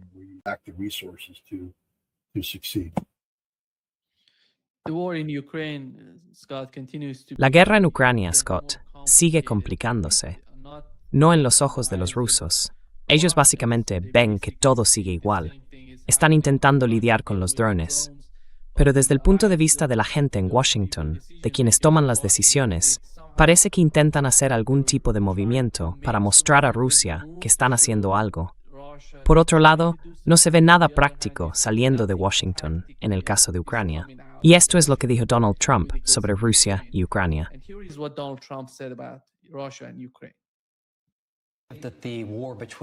¿Cree que la guerra entre Rusia y Ucrania terminará durante su mandato? Creo que sí. Pensé que ya habría terminado antes. ¿Cuál es el obstáculo? Porque me llevaba bien con ambos líderes. Pensé que sería lo más fácil para mí. ¿Qué le ha dicho al presidente ruso Putin sobre cómo poner fin a esta guerra? Se lo digo siempre. No quiero entrar en muchos detalles, pero le digo, Vladimir, ya es hora de que pares. Es hora de que esta guerra termine. Claro, hacen falta 2 para bailar un tango, pero creo que él está dispuesto a llegar a un acuerdo. No va a haber ningún acuerdo. Quiero decir, Donald Trump vive en un mundo de fantasía. Pero de nuevo, ¿cuál es el propósito de esa fantasía? Hay que analizarlo. Dejemos algo claro, no hay ninguna posibilidad de que Ucrania, con apoyo de la OTAN, logre una victoria militar sobre Rusia. No va a pasar. Todo este asunto de los drones es real. Quiero decir, los drones existen. No me malinterpretes. Yo estuve allí. Sí, son reales. Causan daño. De eso no hay duda. Los propios rusos lo reconocen. Vladimir Putin dice, sí, esto duele. Esto es algo que está ocurriendo. Pero ahora mismo no hay pánico en Rusia. La gente no está asustada en absoluto. Te lo puedo asegurar.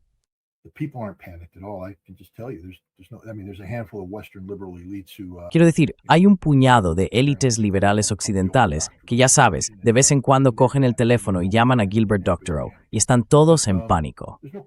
Gilbert está en pánico. Todos están en pánico. Pero en Rusia no hay ningún pánico. Ninguno en absoluto. Scott, ¿qué pasa con Karaganov y Solovyov? Porque ya sabes, Gilbert ve a Solovyov al parecer y se guía por él. Tú conoces la televisión rusa. Es como cualquier otra televisión. Es entretenimiento. Respeto a Vladimir Solovyov. Le conozco. Me llevo bien con él. Pero creo que si estuviéramos en un bar y pudiéramos hablar sin que nadie escuchara, admitiría que mucho de lo que hace, bueno, cree en el mensaje principal. Sí, pero hay que crear polémica, porque la gente tiene que sintonizar. Se trata de la audiencia. Si no tienes audiencia, te quedas fuera del negocio.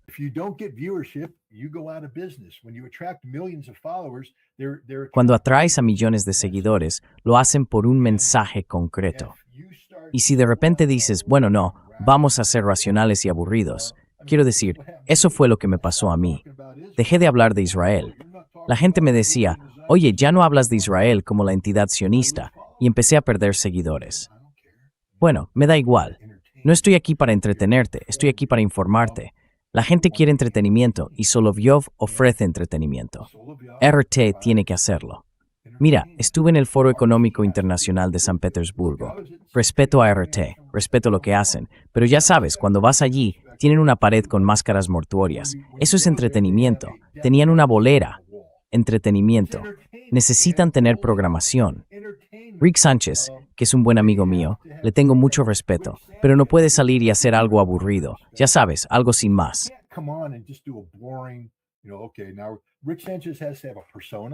Ahora, Rick Sánchez tiene que tener una personalidad que sea, ya sabes, auténtica, pero que también esté pensada para atraer audiencia y mantenerla. Puedes tener un programa exitoso, pero si el siguiente no lo es y el siguiente tampoco. Entonces lo que pasa en la televisión rusa es que tienen un grupo de personas. Créetelo o no, tengo el teléfono lleno de productores rusos y me llaman todo el tiempo. Quieren que haga esto, aquello y lo otro.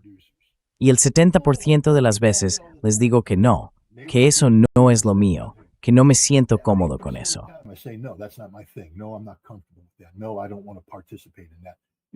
No, no quiero participar en eso.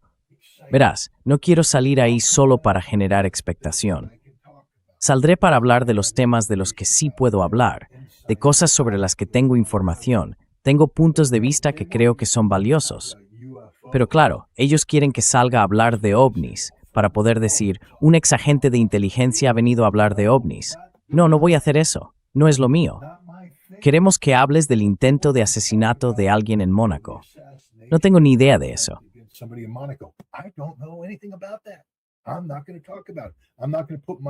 No voy a hablar de eso. No voy a poner mi nombre detrás de algo así. Y como resultado, soy un pobre. No gano dinero. Y me parece bien. Esa gente, así es como se gana la vida. Y respeto que la gente se gane la vida. No estoy menospreciando eso en absoluto. Quizás si yo fuera más un buscador de atención, podría tener un Lamborghini en lugar de un Mazda. Pero bueno, así es como funciona el juego. Los medios rusos están llenos de personas que invitan a programas como El Gran Juego o algo parecido, porque están ahí para interpretar un papel. Puede que crean en ese papel, pero si me invitan a mí, porque lo han hecho, he estado en todos esos programas, yo no voy allí a jugar, voy a hablar.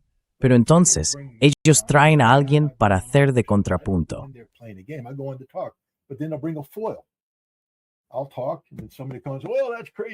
Yo hablo, y enseguida aparece alguien diciendo, eso es una locura, y otro, bueno, eso es una barbaridad, y otro más, pues esto y lo otro, y luego es un espía americano. Y yo digo, un momento. Y el público está como, ¿qué? Genial, tío, sigue así, esto es divertido. Pero en realidad, no están escuchando lo que se está diciendo. Así que sentarse ahí y afirmar que Rusia se está desmoronando porque hay un abanico de medios rusos diciendo cosas como creemos que Rusia debería lanzar una bomba nuclear sobre Europa. Lo creemos. Pensamos que Putin tiene que hacer tal, tal y tal. ¿A quién le importa? La única pregunta que hay que hacerse es, ¿qué está diciendo y haciendo Vladimir Putin? Eso es lo único que importa. Solo eso. Y él está tan tranquilo como un día largo. No está nervioso. Yo entrevisté a Dmitry Rogozin, que fue el antiguo jefe de Roscosmos.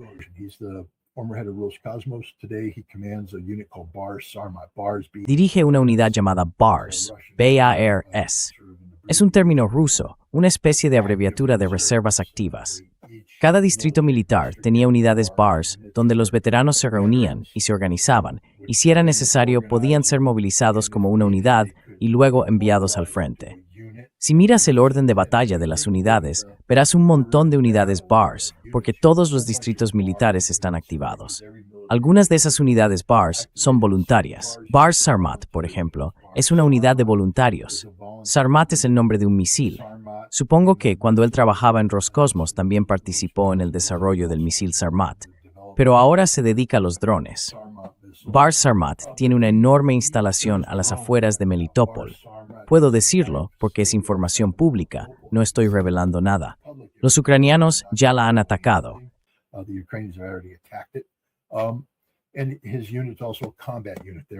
Y su unidad también es una unidad de combate. Están en primera línea. Así que ahora tienes operadores de drones que trabajan directamente en el frente, obteniendo información sobre la guerra con drones, tanto sobre cómo operan ellos como sobre cómo lo hacen los ucranianos. Recogen los restos de drones ucranianos derribados o caídos, los llevan al centro de investigación Bar Sarmat y analizan los restos. Aprenden lecciones, hacen ajustes y vuelven al trabajo. Es un ciclo. Fui a la unidad de investigación de drones Archangels y hacen lo mismo.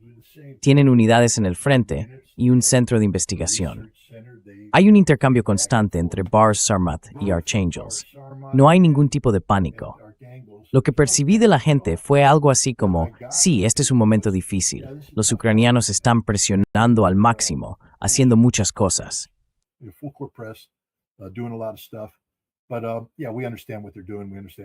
Sí, entendemos lo que están haciendo. Entendemos cómo lo están haciendo. Y estamos preparando una respuesta. Hay una respuesta tecnológica, y luego está la dura realidad de la guerra. La mejor forma en que Rusia responde no es derribando los drones, aunque están derribando casi todos. Menos del 10% logra pasar. La gente tiene que entender eso. Pero la mejor defensa es destruir los medios de producción. Y eso es lo que está haciendo Rusia. Lindsey Graham, de forma bastante conocida, visitó una gran fábrica de drones y poco después, ¡boom! Cada uno puede sacar sus propias conclusiones. Yo creo que hubo un fallo de seguridad operativa por parte del equipo de Lindsey Graham. Publicaron unas fotos que no deberían haber publicado.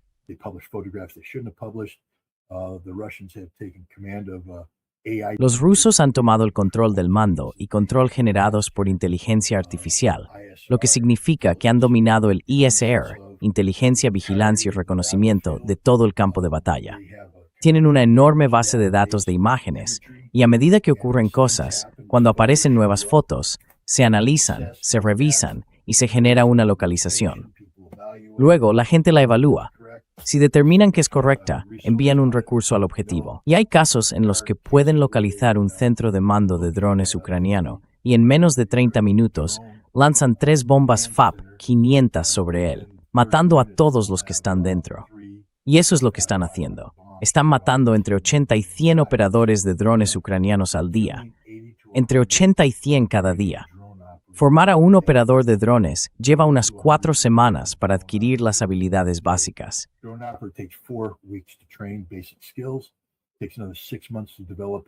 Se necesitan otros 6 meses de entrenamiento hasta que alguien se vuelva realmente competente en combate. Las personas que trabajan en los centros de mando, en las líneas del frente, a nivel de batallón y en los batallones de apoyo, son los mejores operadores de drones que existen. Y están muriendo entre 80 y 100 al día. Esa es la realidad. Starlink, que controla esos drones, se está apagando sector por sector. Rusia ha resuelto esos problemas. Rusia lo está haciendo bastante bien, pero eso no es lo que se escucha en Occidente. En Occidente se habla de la superioridad de los drones, de que todo va de maravilla. ¿De verdad crees que Ucrania va a fabricar un solo misil Patriot? La respuesta es no. Y aún así, todo el mundo insiste con la licencia. Incluso si esa licencia se aprobara en tiempos de paz, no tendrían nada listo en al menos 2 años.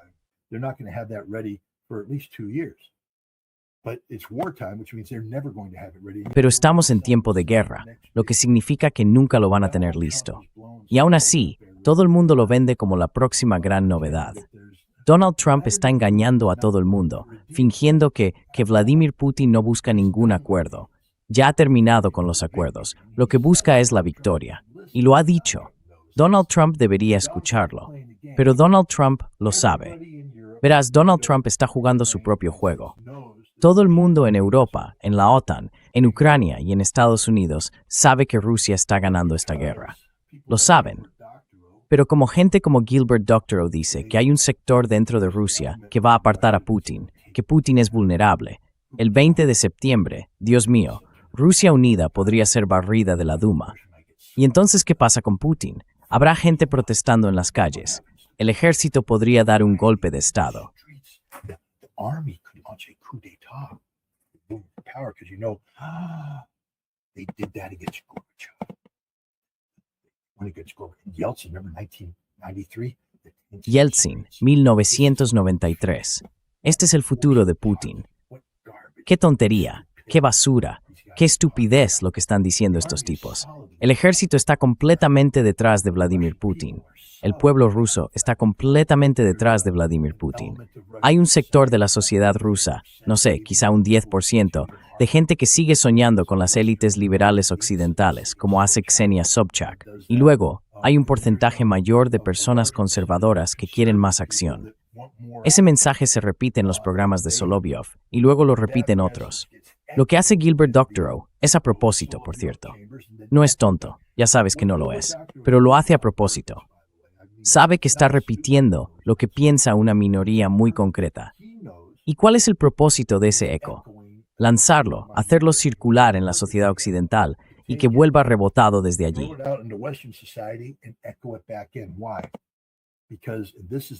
¿Por qué? Porque esto es lo auténtico. Toda esa gente que sabe que Rusia está ganando la guerra ha asumido la idea de que Rusia es vulnerable, de que se puede repetir una situación como la de Gorbachev o como la de Yeltsin, y ponen como prueba la revuelta del grupo Wagner en junio de 2023. Creen que pueden aprovechar esas fracturas. Lo que intentan es que el pueblo ruso deje de creer en Rusia, que empiece a dudar de Vladimir Putin. Quieren crear la percepción de que Putin puede fallar. Y eso es exactamente lo que están haciendo. Donald Trump sabe que todo lo que dice es mentira. Lo que espera es que el pueblo ruso pierda la fe. Y el 20 de septiembre es una fecha clave en esa estrategia occidental.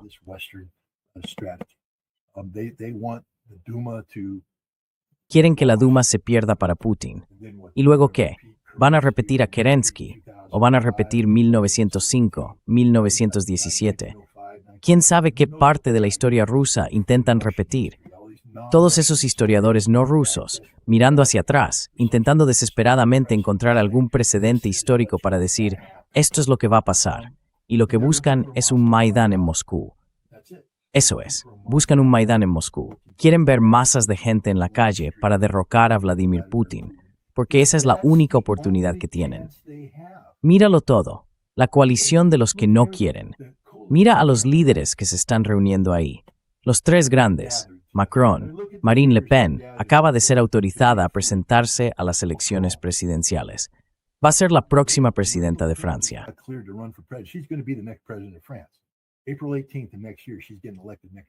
El 18 de abril del año que viene, ella va a ser elegida la próxima presidenta de Francia. Lleva un brazalete de control en el tobillo. Donald Trump fue un delincuente condenado y supo aprovecharlo diciendo que todo era una persecución política. Este es el mayor regalo político que los tribunales le han hecho a ella. Le dijeron, puedes presentarte, pero tienes que llevar un dispositivo de seguimiento. Y ella lo presenta como opresión política de las élites de Macron. Su partido va a cerrar filas en torno a ella, junto con toda la gente que detesta lo que está haciendo Macron. Es la próxima presidenta. ¿Tú crees que va a ponerse al lado de Zelensky y decir, sí, te vamos a dar todo? ¿Crees que va a decirles a los finlandeses, sí, enviamos Rafales con armas nucleares? Francia, fuera del tablero. Se acabó. Merkel es historia.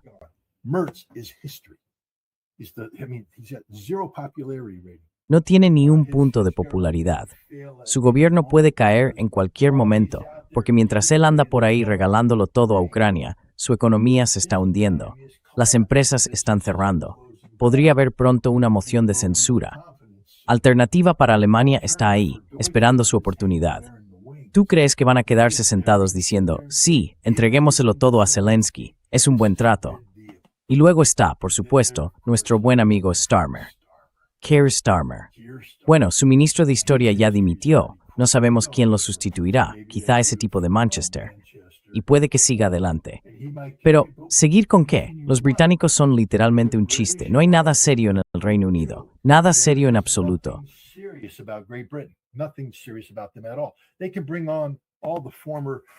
Pueden traer a todos los antiguos generales y a la gente del MI6 para hablar de cómo Putin pierde el sueño por el disuasivo nuclear independiente del Reino Unido.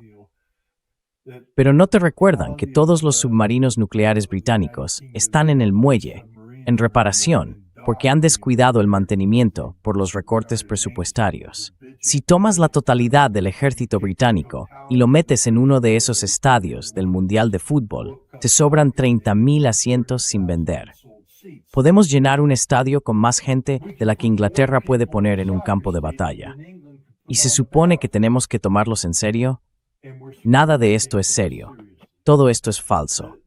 Mira cada uno de los ejercicios militares que se están llevando a cabo. Ninguno se realiza con la magnitud ni la escala necesarias para representar una amenaza.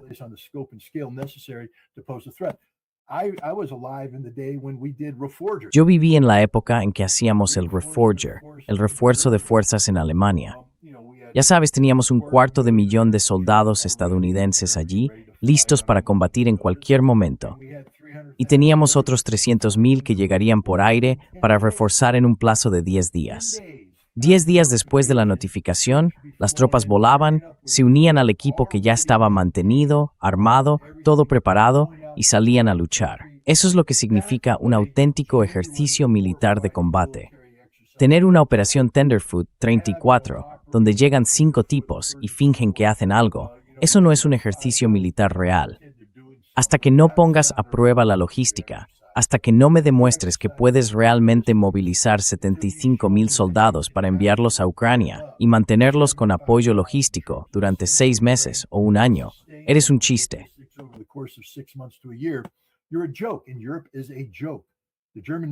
Y Europa es un chiste.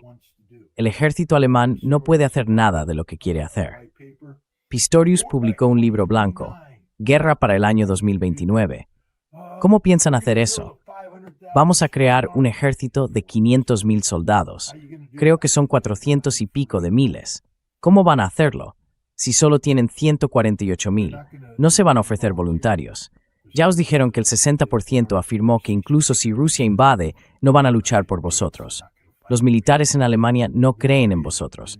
No creen en lo que os habéis convertido. No lo van a hacer. Vamos a reclutar.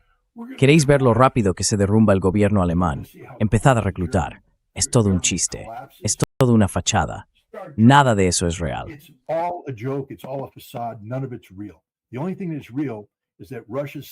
Lo único que es real es que Rusia está masacrando a los ucranianos.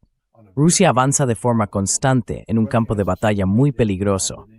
Y Rusia tiene una solución para cada problema que alguien plantea. Rusia no ha perdido ninguna iniciativa estratégica. ¿Y los campos petrolíferos, Scott?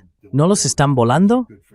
Pues mira, mi buen amigo Gilbert Doctorow, y digo buen amigo entre comillas porque lo detesto, llegó a mi conclusión por el ataque al campo petrolífero de Samara. Vaya, ¿y eso te causó algún problema, Gilbert? Le dieron con un dron. Sí, llevan años recibiendo ataques con drones. No es la primera vez.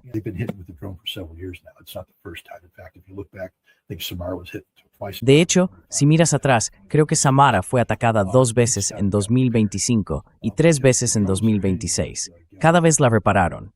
Porque los drones con los que están atacando, Gilbert, son drones FPV, tecnología alemana avanzada. Bueno, en realidad no. Están hechos de contrachapado, llevan un motor de 2 tiempos, van a unos 60 km por hora, así que Starlink puede funcionar. Y cuando impactan, llevan una cabeza explosiva de 60 kilos que hace ¡pum! Si miras cómo están construidas las instalaciones petroleras, ya sabes, estamos hablando de mucho calor y mucha presión. Eso significa que hablamos de tuberías, de juntas, de remaches y de todo ese conjunto. Puede provocar un fallo momentáneo. ¿Ves una llama? Es una fuga que arde.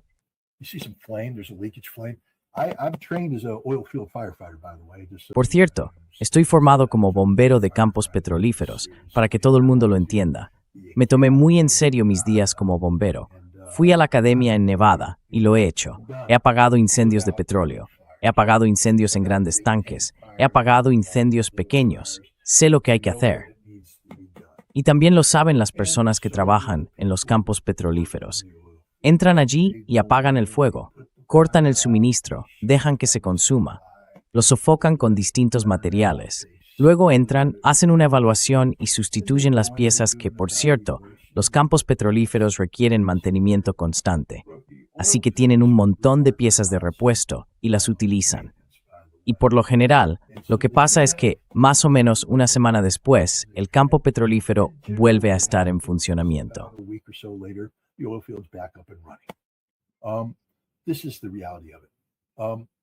Esa es la realidad. Pero Dr. O lo convirtió en un símbolo de la supuesta vulnerabilidad de Rusia frente a esos drones alemanes avanzados, que por cierto, no existen. En el ejemplo que mencionó, el New York Times hablaba de una instalación secreta que estaría produciendo drones alemanes avanzados destinados a destruir la infraestructura energética rusa. ¿Leíste el artículo? El dron ATF-1 es un dron táctico pequeño. Los alemanes entregaron unos 4.000 a los ucranianos en 2024. En 2025 se usaron alrededor de 2.000. Pero cuando digo usaron, el problema es que tienen una tasa de fallo en el lanzamiento de más del 80%. Así que los otros 2.000 están en el almacén porque los ucranianos se niegan a utilizarlos ya que no funcionan. Son de inteligencia artificial y la inteligencia artificial no funciona. Hay 3 categorías de inteligencia artificial para estos drones.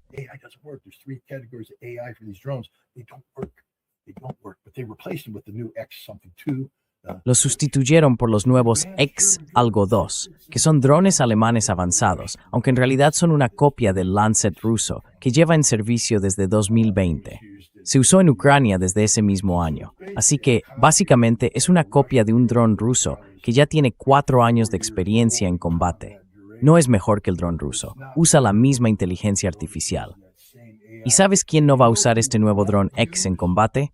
Los ucranianos. Tiene un 75% de fallos en el lanzamiento.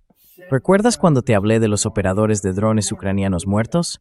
Si cometes un error siendo operador de drones ucraniano, como estás bajo vigilancia constante, te quedas ahí. La guerra de drones funciona así. Te sientas y evalúas lo que hace tu enemigo. Esto me lo contaron los rusos, porque los ucranianos también son bastante buenos. Si los rusos cometen un error, los matan. Entrevisté a un tipo.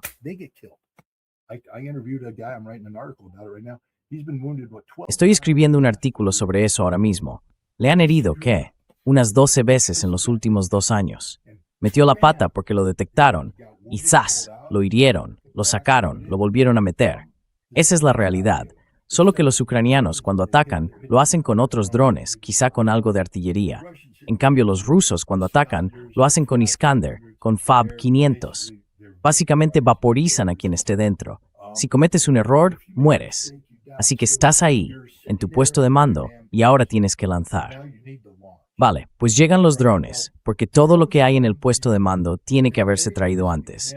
No traes un dron completamente montado. Lo traes en una maleta de transporte y ahí está. Lo metes y ahora tienes que montarlo.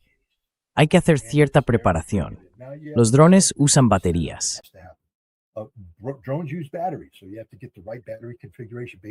Así que tienes que configurar bien las baterías según la misión que vayas a hacer. Tienes que comprobar el sistema de guerra electrónica, ver qué frecuencia vas a usar o asegurarte de tener el carrete de fibra óptica adecuado para la distancia que necesitas. También, comprobar que llevas las tarjetas SIM correctas, si vas a usar algún tipo de conexión o comunicación por satélite. Depende del paquete que estés montando, de la misión que tengas. No se trata simplemente de lanzar un dron, hay que prepararlo. Preparas todo ese equipo y luego tienes que sacarlo y montarlo en el lanzador. Ese es un momento de vulnerabilidad. Si el enemigo te ve, te va a eliminar porque da igual que lances el dron y vuelvas a tu escondite.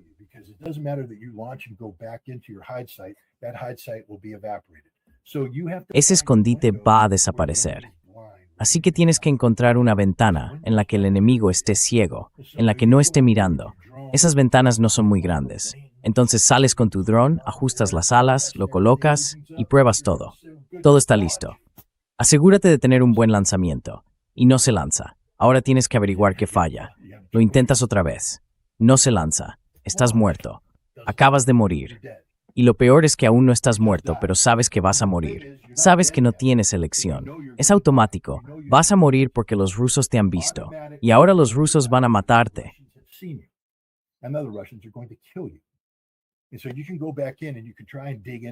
Así que puedes volver a meterte ahí, intentar cavar y esconderte, pero da igual, porque vienen 3 FAB-500, termobáricas. Van a arrasarlo todo. Quiero decir, estás muerto. Y los ucranianos están cansados de morir. Por eso dijeron, no queremos el dron. Esto es lo que Gilbert Doctorow no entiende, la realidad de la guerra.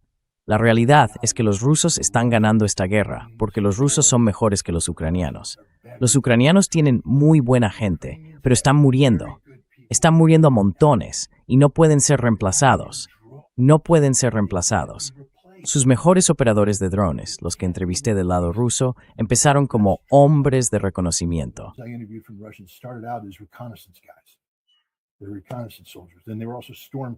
Eran soldados de reconocimiento. Luego estaban también los de asalto. Eran los que llevaban a cabo los ataques al principio de la operación militar especial. Eran los de reconocimiento, esos grupos de reconocimiento o los de asalto, que básicamente se sentaron y dijeron, tiene que haber una forma mejor de hacer esto. Y el dron resultó ser esa forma mejor. Así que estos tipos, con una agudeza táctica enorme, volvieron atrás, aprendieron a pilotar drones y luego aplicarlos a la realidad de la guerra. Lo entienden todo. Te pongo un ejemplo.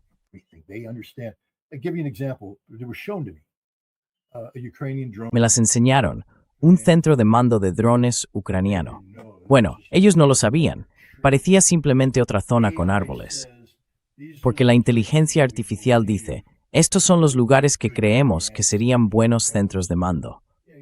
Y claro, tienes que fijarte en cosas como, por ejemplo, si tienes un grupo de árboles aquí, ¿hay algún sitio donde puedas sacar un cable para colocar las antenas allí? Porque en cuanto empiezas a emitir, no puedes poner la antena en ese mismo sitio. Ya sé que esa antena va a estar dentro de una cierta distancia de cable. Así que tengo que colocar una antena de retransmisión más lejos. Tengo que hacer que el enemigo mire en esa dirección. Y tengo varios centros de retransmisión ahí fuera.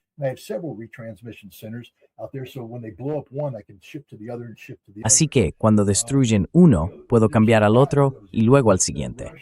Ya sabes, hay planificación detrás de eso, pero los rusos usan inteligencia artificial para sentarse, analizarlo todo y decir, patrón de vida, ¿cómo funciona esto? Saben que los hombres están transportando material, así que, ¿cómo te acercas a un lugar? ¿Qué señales buscas? Por ejemplo, la hierba doblada cuando la gente pasa por encima. Porque claro, un equipo, un grupo de 5 hombres, cargados con mucho peso, avanzando juntos, espalda con espalda, porque hay minas por ahí, tienes que caminar con cuidado, abriendo un camino. Pero no puedes hacerlo, porque si creas ese camino, el dron lo detecta, te sigue y te mata. Así que los rusos están ahí fuera, buscando cualquier cosa.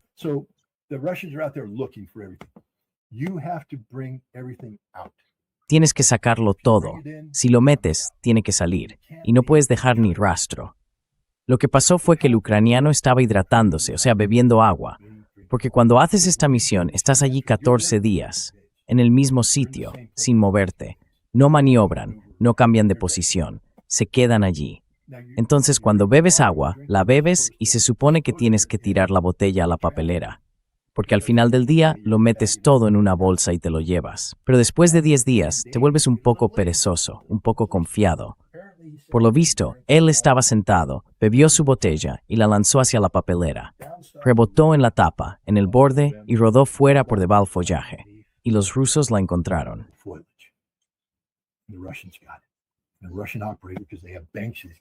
Y el operador ruso, como tienen bancos, estos tipos están ahí. Y lo que pasa es que la inteligencia artificial va y ¡boom! Aparece una imagen. Porque la IA la detecta, ¡boom! El tipo la mira y dice, ¿mierda qué? ¡Boom! ¡Boom! ¡Boom! Vale, tenemos una botella de agua confirmada. ¿Comprobaste cuándo apareció? No estaba hace 10 minutos. Hay una botella de agua. Bien. ¿Qué piensas? Creo que hay alguien escondido ahí. ¿Crees que es un puesto de mando? Sí. ¿Qué quieres? 3 FAB-500. Por aquí ya tienes un Su-34 dando vueltas en el aire. Y dicen, oye, tenemos un objetivo para ti. Les dan las coordenadas, sueltan las bombas. 5 minutos después, todos muertos, porque algún idiota no se levantó a tirar la botella de agua a la papelera. Esto es la guerra con drones. Es real. Y los rusos son mejores en esto que los ucranianos. And the Russians are better at it than the Ukrainians. Yeah, yeah. Sí. Gracias por la respuesta tan completa, porque había mucha especulación sobre lo que está haciendo Rusia, sobre lo que pasa en Ucrania. Creo que lo has explicado de la mejor manera para nuestra audiencia. But I just want to let the audience know, look, Ukraine. Pero solo quiero que el público lo sepa.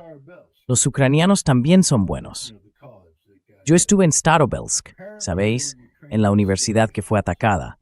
Al parecer, había ucranianos que se habían quedado atrás. Y eso es una realidad en Lugansk. Los ucranianos llaman a los rusos que permanecen en los pueblos Dun, los que esperan. Y no es un término halagador, pero los ucranianos también tienen sus propios Dun. Son personas que no se marcharon cuando los rusos tomaron el control, que han mantenido conexión con los servicios de inteligencia ucranianos, y su trabajo es quedarse allí y reportar. Y bueno, tienen capacidad para usar drones. Así que, por lo visto, algún Dun vio que yo estaba en Starobelsk y lanzaron 2 drones. I was in Starobelsk, and they launched 2 drones. The drones were brought down by what I believe is Los drones fueron derribados, según creo, por contramedidas electrónicas y se estrellaron y explotaron a unos 150 metros de distancia. Pero tuvimos que ser evacuados, porque en ese momento ya nos estaban atacando directamente. Esta es la realidad. Los ucranianos están haciendo volar cosas por los aires. De camino a Starobelsk, de camino a Gorlovka y hacia otros lugares, vimos gasolineras destruidas, camiones destrozados, coches volados por los aires. Están matando a muchos civiles, a cientos de civiles, y están destruyendo mucha infraestructura. No hay ninguna duda de eso. Mi convoy, el que salió de Melitopol, no empezamos como un convoy, pero acabamos uniéndonos a uno, fue atacado por drones Hornet. Tuvieron que ser derribados por los camiones artillados. Es real. gun trucks, the convoy. It's real. I'm not pretending the Ukrainians aren't doing anything. They're doing everything. No estoy diciendo que los ucranianos no estén haciendo nada. Están haciendo de todo. No pude ir a Gerson porque los ucranianos habían convertido la autopista que conecta Melitopol con Gerson en la autopista de la muerte, literalmente. Así que nadie puede decir aquí que los ucranianos no estén actuando. El día que llegué a San Petersburgo, se lanzaron 96 drones contra la ciudad. El día que me fui, creo que fueron 93. Cuando llegué a Moscú, a mediados de junio, se lanzaron 555 drones contra la capital. El día que me marché, mi vuelo desde Vnukovo se retrasó por un ataque con drones. Perdí la conexión en Estambul. La realidad de los drones es muy real. No estoy diciendo que eso no esté ocurriendo. Lo que digo es que no está teniendo el impacto en Rusia que Occidente afirma que tiene.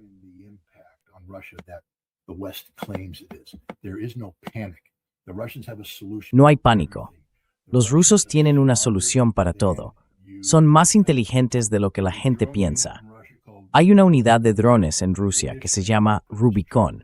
Al principio, cuando preparé este viaje, me dieron permiso para entrevistar a Rubicon. Pero por la sensibilidad de la situación, porque Rubicon es el principal responsable de eliminar a los operadores de drones ucranianos, eso significa que ahora los ucranianos están cazando activamente a Rubicon. Y los rusos me dijeron, no podemos dejarte acercarte a Rubicon por lo delicado del asunto, porque podría cometerse un error. Podría lanzar una botella de agua y que la detecte un sistema de reconocimiento ucraniano, o podría hacer un comentario que alguien escuche, o cualquier cosa así. Es demasiado sensible, porque la situación es muy delicada. Los rusos están actuando sí, pero eso no les da margen para cometer errores.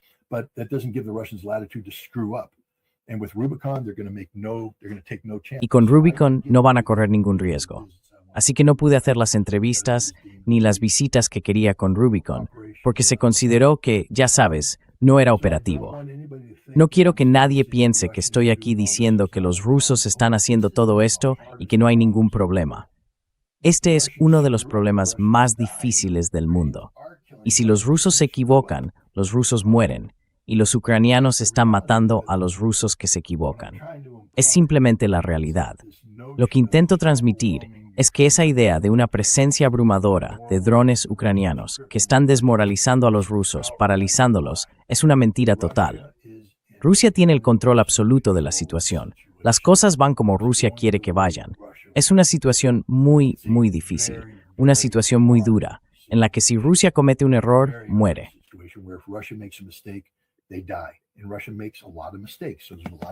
Y Rusia comete muchos errores. Así que hay muchos rusos muertos. No 35,000, pero sí muchos. Es una guerra dura, pero no hay ningún tipo de pánico. Nunca he visto a gente más segura en mi vida que los operadores de drones rusos con los que hablé. Estas personas entendían las amenazas, se las tomaban en serio. Han sido alcanzados por explosiones y probablemente les vuelva a pasar, pero creen en su causa, creen en sus capacidades y están seguros de la victoria. Todos con los que hablé estaban convencidos de que van a ganar. No con la confianza irracional de Donald Trump, sino con la confianza racional de quienes llevan luchando en esta guerra no desde hace 4 años, sino desde hace 12, porque la gran mayoría de ellos ha estado combatiendo este conflicto de una forma u otra desde 2014.